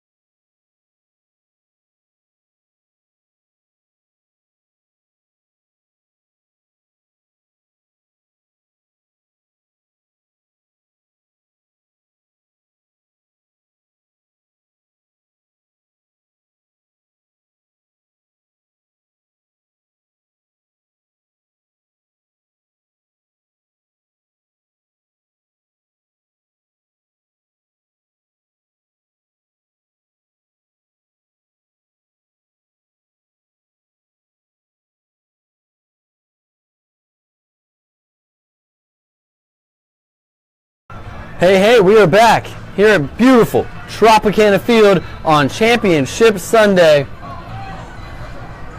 As we head to the bottom of the 10th inning, the Sanford River Rats come to bat here trying to walk it off on a new pitcher. Casey, who do we got? Mr. Robin Allen from Orlando, Florida, pitching at Lake Nona High School now. Plays just down the road here at St. Petersburg at Eckerd College. And this year for Mr. Robin Allen, 4 games. He started 7 games. He's reached 25 innings and 16 strikeouts for the right-hander. So he's another one of those shut-down guys when it comes to the bullpen. And he's got to face off against Ronnie Tenney, a guy that's been on base all 4 times tonight. He's been hit by 2 pitches. He's walked once, and he has a single. The first pitch, drops down a bunt, pulls it back, misses, ball 1. And I don't know if you heard it, but the fans are starting to yell at Ronnie Tenney to back off the plate. That's weird, and he's been hit 2-3 times tonight, so yeah. It's happened. The 1-0, squares around a bunt, pulls it back. 2-0 count now on Ronnie Tenney, and that's not a guy you want to walk. He's got 2 stolen bases on the night. He's scored a run. He's been stranded at second base and third base. Squares around a bunt again. This pitch is in there for a strike. 2-1 count now on Ronnie Tenney, and the fans are still yelling for the ref to tell him to back off the plate. Yeah, and unfortunately, we can't see because the umpire is, in the way. But it does look like he's close from where his hands are. The 2-1 pitch in a run up and slap, fouled straight back. 2 balls, 2 strikes. And Ronnie will do that from time to time. The slap hit that softball players do, the run up in the box and just poke it and try to beat it out at first base. I saw him do it in Sanford in the final playoff game versus the Squeeze, and I was a little confused because baseball, besides Ichiro Suzuki, that's not something normally you see all the time. 2-2 count on Ronnie Tenney from the left side. This is the first guy Robin Allen has faced. Misses outside, full count now. Every pitch matters when you get into these late innings, and it's tough being the away team. They're the lower seed, and that's what it has to be. But in this scenario, you got to get the 3 outs. You really can't put anybody on. 3-2 count, and mentally, after this pitch, I'm going to talk about the mental aspect. The 3-2 pitch misses outside. He walks Rodney Tenney to start the bottom of the 10th inning, and Rodney Tenney has been on base 5 out of 5 times. And when I talk about the mental aspect of this game, these guys have been at the ballpark since 12 o'clock. That is almost... Some earlier. Yeah, some earlier. Most of us all watched the game. We got to eat here at Tropicana, and now you're playing and you're 10 innings deep. That brings up Eli Marrero. Robin Allen with the Craig Kimbrell. Arm hanging down. From the stretch, squares around a bunt. Pulls it back. Ball 1. And I just talked about in the top of the 10th, if the Rats get the leadoff runner on, are they going to bunt or are they going to just try to swing away? It looks like Eli Marrero is going to bunt. Squares around early. Pitch on the way, misses high. 2 balls, no strikes on Eli Marrero. 0 for 1 with a sac bunt to this point. 0 for 2 with a sac bunt to this point. 2 strikeouts to his credit. And, that's fine. I like this situational hitting here. 2-0 pitch, bunts it down the first base line, and it will be fair, and it will get the job done. Rodney Tenney moves up 90 feet and into scoring position. Eli Marrero with his second sac bunt of the night. Center fielder number 18, Richie Rivera. And that brings up Richie Rivera. 2 for 4 on the day. He started 0 for 2, and then now, since then, 2 for 2 with 2 singles, and he has got 2 stolen bases and a run scored. And we'll see if Rivera can get it done. Got the guy at second base. Anything in the gap is going to score him. Sanford wants redemption from last year, and they're on pace right now to possibly get it. First pitch here to Richie Rivera. Squares around the bunt, puts it down the third base line. No one's covering first base. He's going to throw it. The second baseman is late, and he is off the base. Richie Rivera in there with a bunt single to make it first and third. 1 out in the bottom of the 10th inning. Time is now for Sanford. This is the man you want at the plate. Omar Villeman. He was on the team last year that lost it here at Tropicana Field.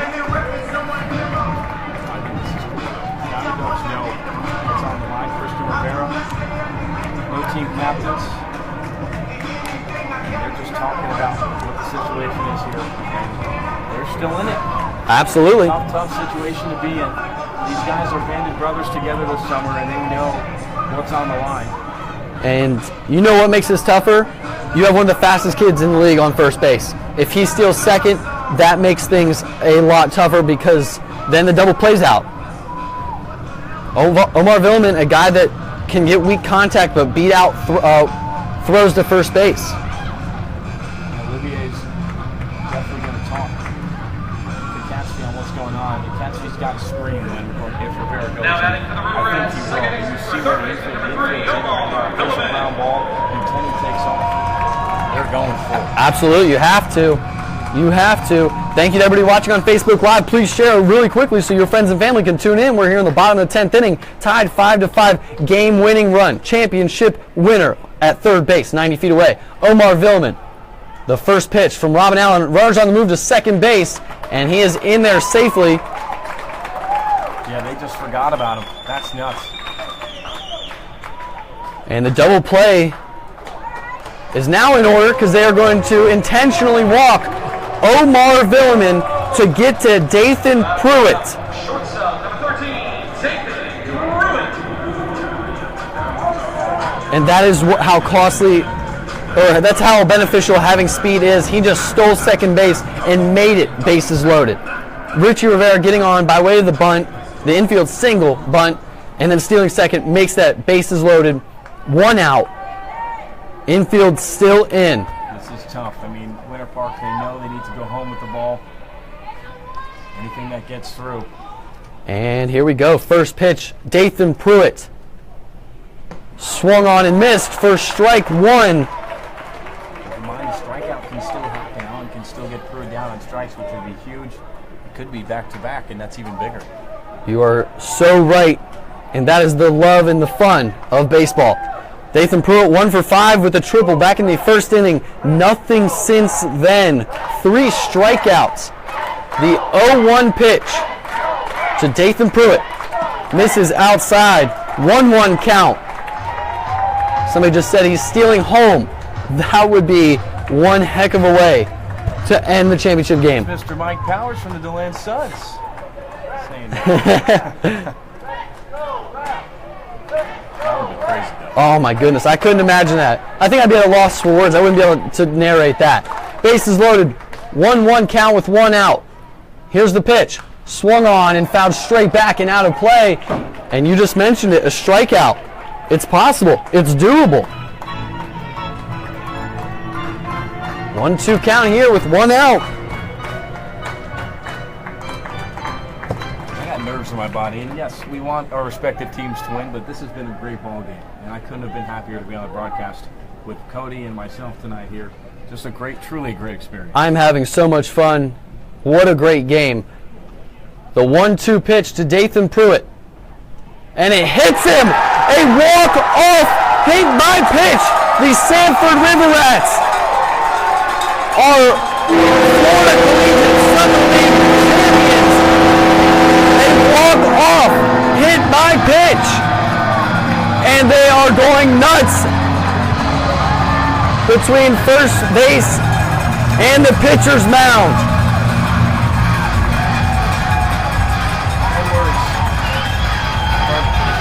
Well-deserved. Well-deserved. They put a battle this game, Cody.